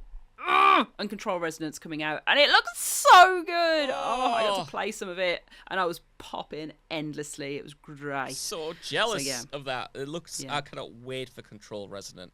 And if you're a fan of the wider lore of Hokum or just lore in general, I think the Alan Wake universe, the Remedy universe with Control as well, you can play them without needing to know any of that stuff. It works just as a character-focused story. But again, if you want to dive into the lore and everything that's connected and all of that stuff to give you that deeper sense of horror and deeper sense of story, that is there for the lore heads out there to connect every piece of media together. And it is satisfying if you go down that rabbit hole, which I did for the first time when I replayed them both. Previously, all that stuff was a bit too dense for me, but this time I was like, let me connect these dots, baby. I'm playing a game called Quantum Break, which wasn't even well reviewed because I want the full story. I want the full meal. Amazing. Oh, Sam Lake, actual friend of the podcast, Sam Lake. Friend of the podcast for sure. Friend of the podcast. But yeah, love that. Love that as a shout. Love that as a recommendation. And yeah, self-insert writers with a bit of a chip on their shoulder, like, needs to be a whole subsection that is related to Hokum, because the Adam Scott character is very, very strong. Alas, I've gone for a different genre of Adam Scott character here for this next one. Whoa. Krampus. Oh, yeah. I was wondering where that was going to go. I was like, she can't choose Parks and Rec. That's not a no. That's not a horror thing. Oh, amazing. Go on, tell me more. Yeah. Well, Krampus is a film about a family on Christmas who aren't as grateful as they should be, and thus are sent into a snowstorm and hunted down by the evil, evil counterpart to Saint Nicholas, Mr. Father Christmas Santa Claus, aka Krampus, who is a folkloric legend of this guy who comes around and grabs you and puts you in his sack and or beats you with birch sticks and puts coal under your tree and all that kind of stuff if you've been a bad little kid on Christmas time. So this is an interpretation of the Krampus legend, the lore, the European folklore of that. It's very folklore inspired. There's lots of fun things in there to pull out and think about, as well as having just genuinely horrifying scenes, black comedy. It's got Toni Collette in, as well as Adam Scott. Is a banger. It is gone platinum in the Millman household. We watch it every Christmas. Love it. Has lots of really good practical effects and physical items that feel very tangible in a very Damien McCarthy way as well, like the little Krampus bell. It is absolutely banging, and I will not describe any of the main horror moments, bar there is a piece in the attic with a Jack-in-the-Box, and it is one of the key frightening scenes that lives with me in my head that I think, ooh, if there's anything I ever have to face from a horror movie, I hope it is not that. That's what, if I got faced with the choice at the end of Ghostbusters, I would accidentally be thinking about that, thinking, oh no, oh no. a better Jack in the Box movie than the actual Jack in the Box movie, right? Nah, I echo what you said there, man, without just repeating everything you said, because you're absolutely spot on, I think.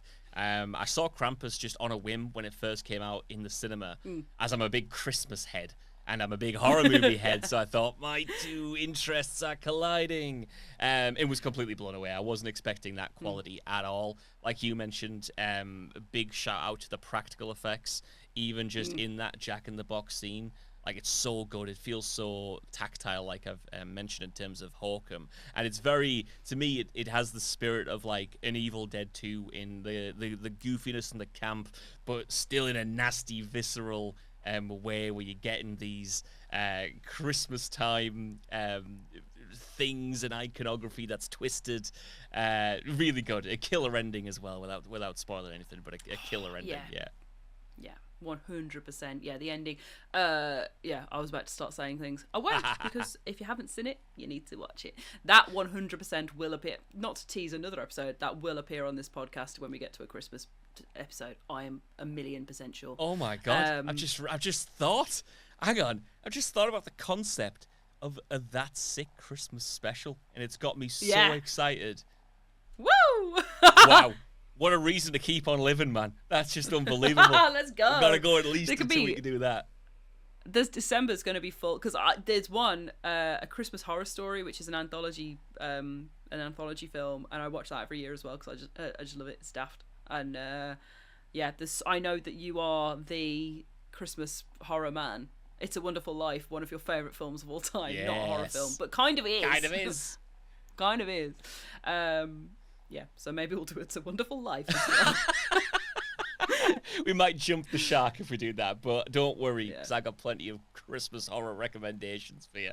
I've got a couple more recommendations for you right now, though, and I'm gonna do these two back to back and then save another one for the end, because I just want to mention one very briefly, but that is Zach Cregger's Barbarian.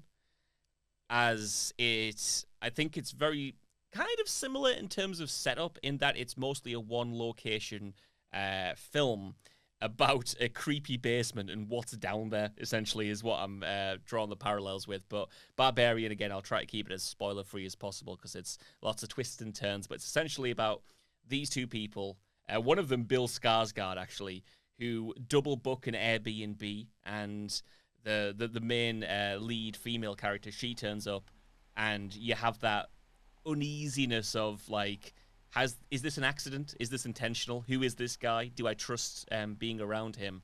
But the escalation of it, as they discover more about the house and more about the reason for the double booking and what's going on with everything, again, trying to be as vague as possible, the escalation of it, I think, is worth watching for the mystery, in the same way that I think Hokum is, because you're, like, kind of gripped from the start about how are all these pieces gonna connect together. And again, I can't say anything without spoiling it. I've got some criticisms about that film, but we may get to that another time.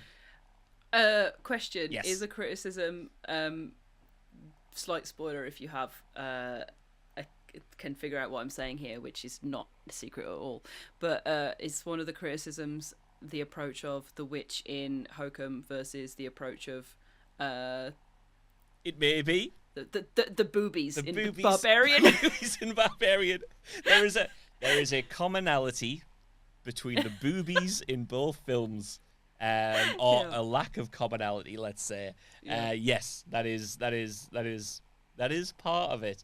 It also has Justin Long in it, who I love, and he plays a real asshole in Barbarian, so that's kind of great to see. But anyway, the one that I really wanted to talk about was Ghost Stories, which I have banged on a lot about at my day job in What Culture before, and I will continue to do so, because I think this is a great film. It's a British horror dark comedy that starts off as an anthology, so it's essentially about this skeptic who, again, thinks everything to do with the supernatural is Hokum, and he is going around the country, and he's talking to people who have allegedly had a supernatural experience, and again, he just thinks it's all crap, they're making it all up.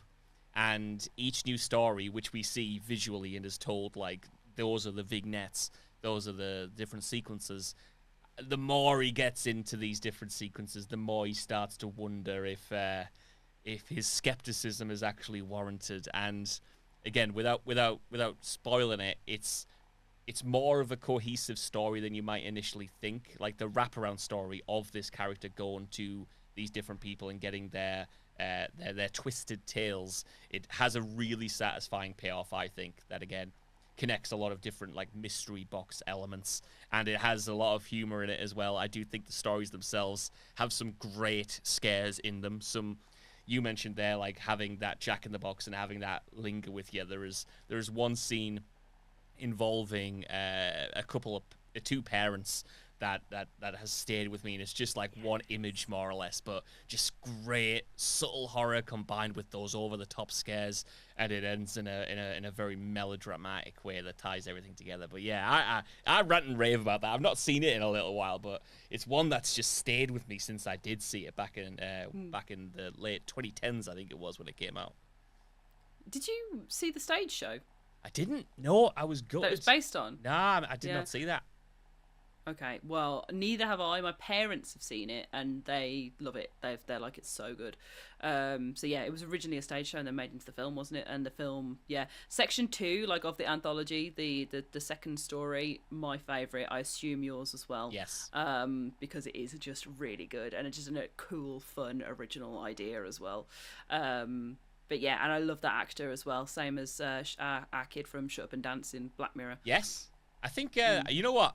I think the main actor, I could be wrong, I think he's also in Dead Set, which we know you have seen and you love. Yes. So yes, I think that's my favourite show as well. Yeah, great shout. You've got one more, right? I do. Do you want me to go first? Yeah. No. I'm gonna do. I have my actual main recommendation that I thought of first. I will do at the end. So what I actually want to shout out when we were talking about kids' TV shows gone wrong. Candle Cove, the creepypasta. Have you read it? Have we spoke about this before? I don't think we've spoke about this one. No, I've not read it. Okay. This was an infamous one from the No Sleep era / creepypasta era. Candle Cove is a story that's written about a bunch of children's perspective as adults. They've grown up. They're on a forum, and it's one guy. It's literally it's just written, so it's just a forum post. There's one guy who's saying like, "Oh, hey, does anybody remember this TV show called Candle Cove? I've got like a memory of it, but I can't find it anywhere." And a bunch of people all chiming in with being like, "Oh, I remember this. Yeah, I remember this about it. This is the episode that I remember. Do you remember this character?" And then it kind of like grows and grows and grows, and they're building these episodes out together, like remembering them, and you're getting an image of what Candle Cove is and what it was. And it's like this twisted TV show that should not have been shown to children, that was basically about a bunch of pirate characters on a ship that lived in Candle Cove, and the way that it's described, again, the way that I spoke about Stephen King kind of doing that childhood nightmare vibe, the imagery that it conjures, I think is so scary, especially for a creepypasta story, which, you know, is usually amateur writers that you kind of have to give a little bit of suspension of disbelief or a bit more amenability to. Candle Cove, I think, is just written really well because it's so the format they've chosen for it being this forum is really, really good. There is a TV adaptation of it by Channel Zero, who adapted some of the most popular creepypastas ever.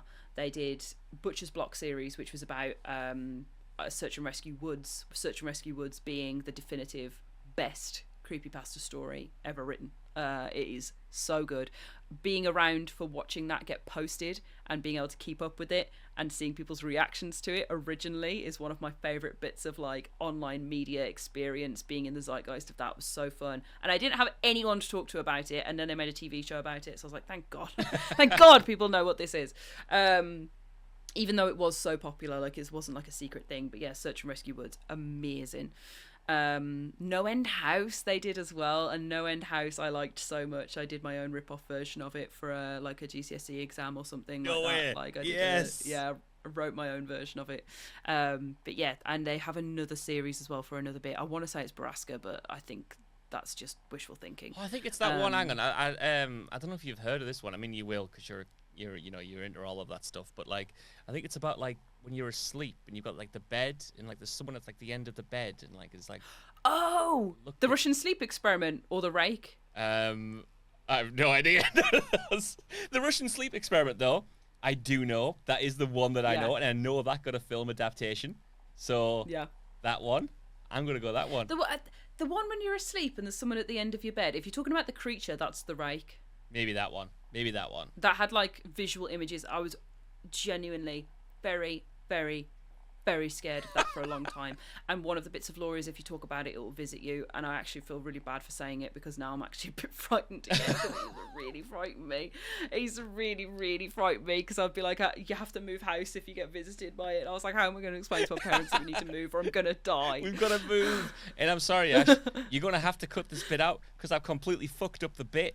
But what I was trying to do was do a riff on the story that you always tell that I always think is truth, and you're saying it for the first time. That's what I was trying to do. And I'm going to come clean to you right now. Yeah. That's what I was trying to do. Oh my God. I thought it was a bit, and I was like, no, I'm going to take him seriously, and I'm not cutting this out. And yes, it does remind me of the Japanese story of an old lady standing in the corner of the room who's too big to fit, and they wake up and see the grandma, and it's frightening. That's it. That's exactly it. Though, I'm pleased thank you for being vulnerable with the other story, because that was actually really, really nice to hear, even though it does sound frightening. And I would also need to go to my parents and explain to them that I needed to move house. I actually I did read the Russian sleep experiment. That one was truth. That wasn't me trying to get out of the bit there. That is the only one that I was ever familiar with, and I don't know why it was that one, but I bloody loved it. And it's, there's a lot of things that I wish I experienced growing up, but like not being involved with those stories and not having that like that reference point. I just feel like just feels like such a core teenage experience, to get immersed into all of those stories and in all of those worlds. And I'm annoyed that it's passed me by.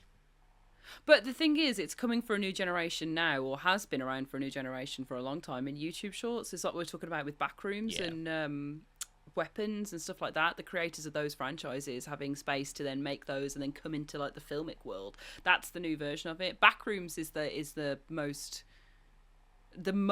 no sleep / SCP / all that vibe that has been around in so long. So Siren Head and Trevor Henderson and all that as well. There's all these wonderful like, and I'm saying these as if they're recent. These are still like 5 years old, you know what I mean? Yeah. Like there's probably a new one that's passed me by as I'm old now, but it's just it was so good. Like obviously only a few the most popular ones more or less like ever made their way to me, but it was so good when something like that like started to spread. Like it was just so much fun. It was scary, it was fun. There was this new thing to talk about and get scared by. There were like adaptations of it. There was stories inspired by it, fan fiction of the fan fiction or whatever it was. It's cool, man. It is sick. Yeah. It is sick. Yeah, the Slender Man era was something else. Yeah. Again, very frightening for me. I was very frightened of Slender Man. But yeah, then when people were like making their edited pictures, and I was like, but is it real? Yeah. Like the not knowing that teenage mindset of being like, but it could be real. Like maybe it is. Was so good. But yeah, that Candle Cove and Channel Zero, absolutely. And off the back of that, because I don't think we would have this if not for Candle Cove, Amanda the Adventurer. Which is a video game, like an indie video game about you finding this old TV show called Amanda the Adventurer. Feels very Dora the Explorer, but it's very much dark, twisted. It starts off very like childhood, haha, hee hee, solve puzzles, it's fun, and then devolves, very Five Nights at Freddy's, very Poppy Playtime, very Finding Frankie, that kind of thing, of like mascot children's horror. But Amanda the Adventure definitely ties in with that idea of Jack the Jackass as well. Hell yeah, Jack the Jackass. That is my biggest takeaway from this. Love that. My final one is very different to that actually, so maybe a nice opposites attract moment, but it's did you watch Caliber? It was a Netflix film that dropped, I think, in like 2018, 2019 or something. I liked Caliber. There's like one called like Kill or something as well that's quite similar. But yeah, Yeah. Caliber's an interesting one. I've given myself an easy out with all of these recommendations because with all of them, essentially, I get to go, oh, I don't want to spoil too much. You're just going to have to go and watch it yourself. Yeah. But with Caliber, you really have to just go and watch it yourself. And I'll give you like the basic premise and some of the themes, but it's essentially about these two guys who go up to Scotland and bad things and bad situations come upon them. And it's about essentially kind of similar to Hokum or American Werewolf in London. It's about being in a place that you don't feel comfortable. It's about being away from home. It's about, doing something that would piss off or upset the community that you have stepped into. It's about feeling like the entire village is against you and trying to get away. It has a lot of that ticking time bomb horror storytelling as well, where the characters are trying to avoid something being revealed, and they're going to great lengths to do it, kind of like our man Mal in this, and you're like, this has to blow up eventually. Something is going to pay off all of this tension, and then ultimately it does down the line. But it's a proper, it's like horror thriller, you know what I mean? Like it's not the goriest film, but it is a proper nail biter, and it is so uncomfortable, kind of in the same way that Speak No Evil, which we always talk about, the original Speak No Evil, is, with that social horror and the dynamics of just like people and being like under their thumb, or them having power over you, or being able to exert power over you. It's a real like head behind the pillow. I don't want to see what happens next because the tension is too much and is making me sick kind of movie. But I really enjoyed it, and I'm eager to watch it again as well. It's another one that's always like kind of on the mind, where I think, oh, maybe I'll watch Caliber tonight, and I never do. But maybe tonight's the night. God, Caliber, again, because of it might not even be called Kill. There's one that's called like Kill. There's got a guy that either is Kit Harington or looks a lot like Kit Harington in. And I mix those two up because there's one that's kind of like an intentional one, and there's one that's the unintentional one. I think from your description, I've got in my head what happens again, because it's very like, it's a bit the coffee table, right? It's a bit the coffee table. Yeah. It really is. That's a bang on comparison. Yeah, if you've seen that, you'll know the kind of horror that we're hinting towards there. Oh yeah, there's oh my god, there's a little subgenre list of those that's just dying to be made, like of all the ones that have so good. But yeah, a great shout for this as well, of like just vibes. It's a bit Eden Lake as well, I think. Yeah, a bit Eden Lake, a bit Kill Lists. It hits all of the that's 6 spots. It being Scottish as well. I think it does feel like distinctly Scottish in like its location, obviously its locations and its setting and its characters. It just gave me like a similar vibe to the Irish cast in this, where you've got like the Highlands as the backdrop, a very isolated kind of feeling just by the geography, as well as being a stranger to this land. So similar vibes in terms of the setting, I thought. For sure. Excellent. Right. I've got one like I keep thinking of things to say. My main one, right, and there's films and books around this that I can recommend as well, but my main one, Irish horror movie about the Fae folk, which is like obviously my favourite part of this, and I think would make an amazing double bill with Hokum, The Hallow. I love The Hallow. Have you seen it? Nah, you always end these with one I've never seen, and you've done it yet again. The Hallow, Josh Brown, you'll love it. It is about a couple that move to a house in Ireland. Everyone goes, hey, watch out, don't do this because it'll piss off the people in the woods. And they're like, fuck off, you freaks. Do it anyway. And then the people in the woods are like, fuck you, we're gonna give you a night of hell. And it's all practical effects. It's all very folklore based. There is so many things that I want to say about it, and fun things that they reference and pull out that are very, very like long-standing folklore things and traditions as well. Which it would be a spoiler if I start talking about it, so I won't. But yeah, practical effect Irish horror film based around the Fae, and proper does them as these little monstrous creatures, kind of like compositionally like very like woody, like doll, like bit stop motiony, because they're so practical effect. There's so little CGI in there, and like they have these like abilities and powers, but not in a like spooky frogman way where they're just like casting spells and stuff, but like there's just like things about them that they just have to learn and figure out, because they fucked it so badly with not listening to all of the locals' clear instructions to begin with. But yeah, just really, really good film. Really good double bill with this. Actual juicy Irish horror. Yeah, big recommend. And I can't say much more about it than that, because you just got to watch it. Oh, hell yeah. I love films about people, as we've described, like pissing off the cosmic order, or even like the local order of things, and thinking they know better, and oh no you don't, because those people in the woods, they're gonna make your life hell. You know what, like generally when it comes to Irish horror, I don't think I've watched barely anything. I remember it must have been a few years ago now, friend of the channel Ryan Hollinger did a video. Did a video on an Irish horror film, and like he talked about like the history of Irish horror, and I think the only one I've really seen is that I know of anyway, that I know as distinctly Irish, and it might not even be. I'm gonna say it now, but I don't know if it is. Shrooms was Irish, right? No. Oh, that's a shout. I haven't seen Shrooms in so long that I can neither confirm nor deny, but it was set in the woods and there was some mushrooms, so let's just put it as a recommend either way. That's what I thought.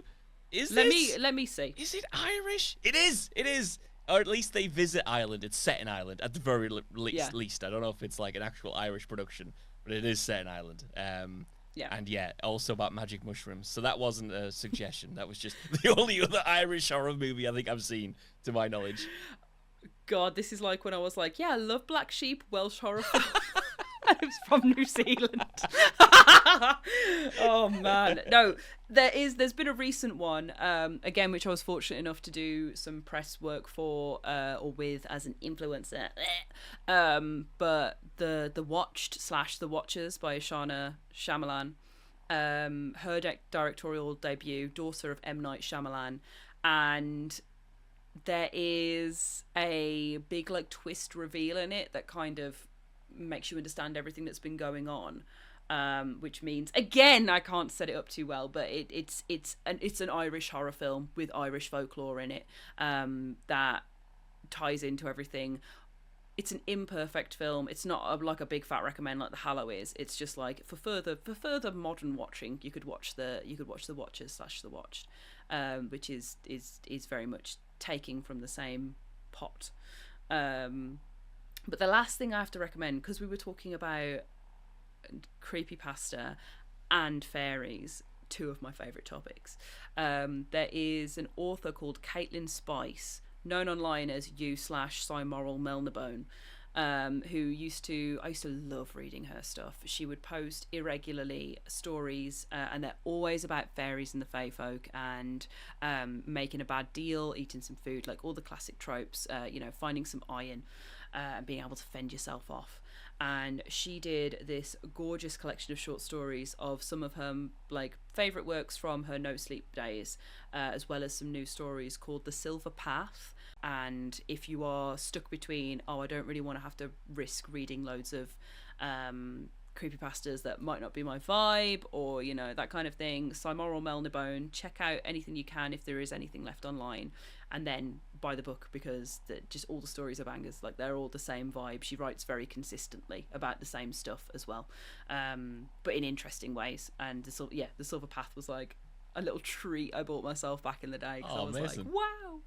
And so back in the day, it wasn't that long ago, but it was just when because she'd been doing all of these things. There's Simoral Melnabone, which is very, very relevant to our Hokum episode, but there was another one, tangent again, called Aya, who was IIA, and that was Invasive Insects Account. And he was infamous. He was infamous for making horrible, disgusting stories about body horror of insects being inside people. But like, you know, buying like a cream from a random country and then it laying eggs in their paws and them all bursting out in the mirror, or getting trapped in bed, paralyzed, and like a camel spider coming up and biting their face and stuff. It was nasty. Oh, we need to do a body horror episode because I need a shout out, and I'm going to do it now anyway. A book called Brainworms, which you've just reminded me of, which is very similar in terms of just grotesque parasite insectoid body horror, where I was reading it thinking, this is probably the most disgusting thing I've ever read. So that would have scared me shitless if I'd read that as well. Oh my word. I'm sure he must have released a book, because I was looking for him the other day because I was thinking about Invasive Insect Account, and most of the stuff's gone, so I'm hoping that's because he's published. But yeah, I'll have to have a look for that, because if Aya's published something, I'll have to find it. But yeah, there was an era. Yeah, the Search and Rescue Woods, which was a series that I remember the name of more so than the author, and then so Moral Melnabone's account, Aya, the author of Baraska had lots of good stuff as well. But yeah, they not many of them post as much anymore, or have removed their stuff because they're getting published, which is really, really good, but sad for the No Sleep community. Not good for you, who wants it all now. Yeah, exactly. But yeah, that is where I'm going to end. So Moral Melnabone, The Watched, and The Hallow, most importantly, as kind of... Because, yeah, Moral Melnabone, I think, is an American author, but it's very inspired by Ireland, for sure. Amazing, yeah.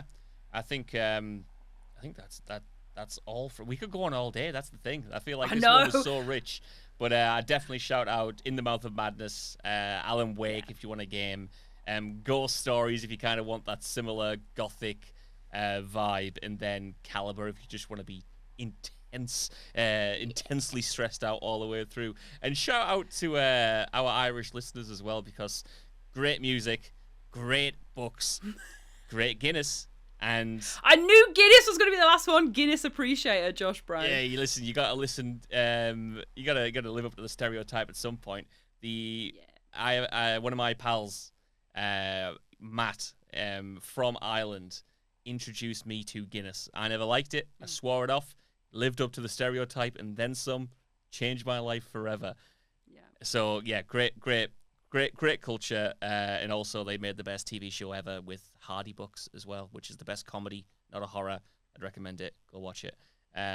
Shout out to our Irish listeners. Amazing. Woo! I hope we have some. I've checked the stats. I know we've at least got one, right? We've at least got one. Woo! Okay, excellent. I've checked the stats. There's definitely at least amazing single-digit people. You. Yeah, you. Listening or watching. I don't know which one you go on, but you. Shout out you. And shout out Matt as well if you're listening as well. Big up, Matt. Right, let's finish this. We spoke as long about the film as we did about our recommendations this time, which is quite funny, but I do love talking about the recommendations, and it's been a big yap hour. We yapped for an hour before we even started the podcast as well, so it's been one of those days. You know what, man, like if you'll allow me to be vulnerable for a second, I'll allow it. I've loved doing this episode because I normally bore myself out with like the analysis or whatever it is in like the first half of these, but it's been genuinely, not shooting smoke up your ass, so nice to listen to someone very passionate and interested, and recommend those things and talk about Stephen King. So weirdly, the highlight of this episode for me wasn't actually talking about Hokum. It was listening to you go deep on the shit you're interested in. I liked it a lot, and I hope people like it as much as I did. Well, that's very nice, Josh Brown, because usually I end every episode thinking, wow, Josh has said so many interesting things, and I've talked about Hogwatch endlessly. No hogs in Hokum, by the way. Damn. Just to finish it off. That was very nice. Thank you, Josh. But yeah, no, obviously, I'm exactly the same. Usually, you're you're so insightful. And you were again today. Take the compliment. You don't need to pull it back. Just take it. Accept it. Usually. Oh, right. Thank you. That was a kind thing to say. And I will finish this off now for fear of me fucking it up anymore. So thank you to everybody watching, to everybody listening, for being a part of the That Sick universe, especially to our Patreon subscribers. Thank you so much, Patreon. Enjoy this ad-free episode. If you are over there, you can join for £2 a month if you'd like on our smallest tier, and that's a little support tier. And then we have £5 a month for our true sickos who get ad-free watching and any other mindless thoughts that will end up on there as well. So thank you, Peter, Billy, Todd and Donnie, for being part of that £5 tier as well. We really appreciate you. And yeah, if you're watching this, please leave a comment on YouTube. If you're listening, please drop us something on Spotify or podcast listening platform of your choice, maybe a rating, anything that helps us spread it out there a little bit more, because we love doing it, we love chatting, and it'd be nice to connect more with our lovely audience as well. So thank you so much for being here. Thank you so much for engaging with us, whether that be through listening or through me begging for interactions as well. But yeah, thank you, love you, kiss kiss. We'll be back in 2 weeks, and I think we're returning to 28 programming, actually, aren't we? I don't know, actually. We could. It could be something else. It could be something else. It could be. I'm going to keep you guessing. Okay. We will be returning to that at some point, but I think it's your pick next time, so we'll see. Ooh. Funniest thing is, my favourite of the 28 series is 28 Weeks Later, so it could be that pick, but it also could be something else, like Search and Rescue Woods, that we're going to do a whole episode on and make you read the whole series. Hell yeah. No, we'll come back with whatever surprise piece will be up there, and we will start doing some polls and stuff for choices, all that kind of thing on Patreon too, just as another little shout out over there. We've got lots of good stuff coming with the podcast. As you can see, we've been thinking about it, we've been talking about it, lots of things we're really excited to do and talk about and get out there as well. So again, thank you for being here. Thank us for also being here chatting. Thank me. Thank you. But yeah, we'll be back in 2 weeks and we'll see you then. So goodbye. Goodbye. Champion.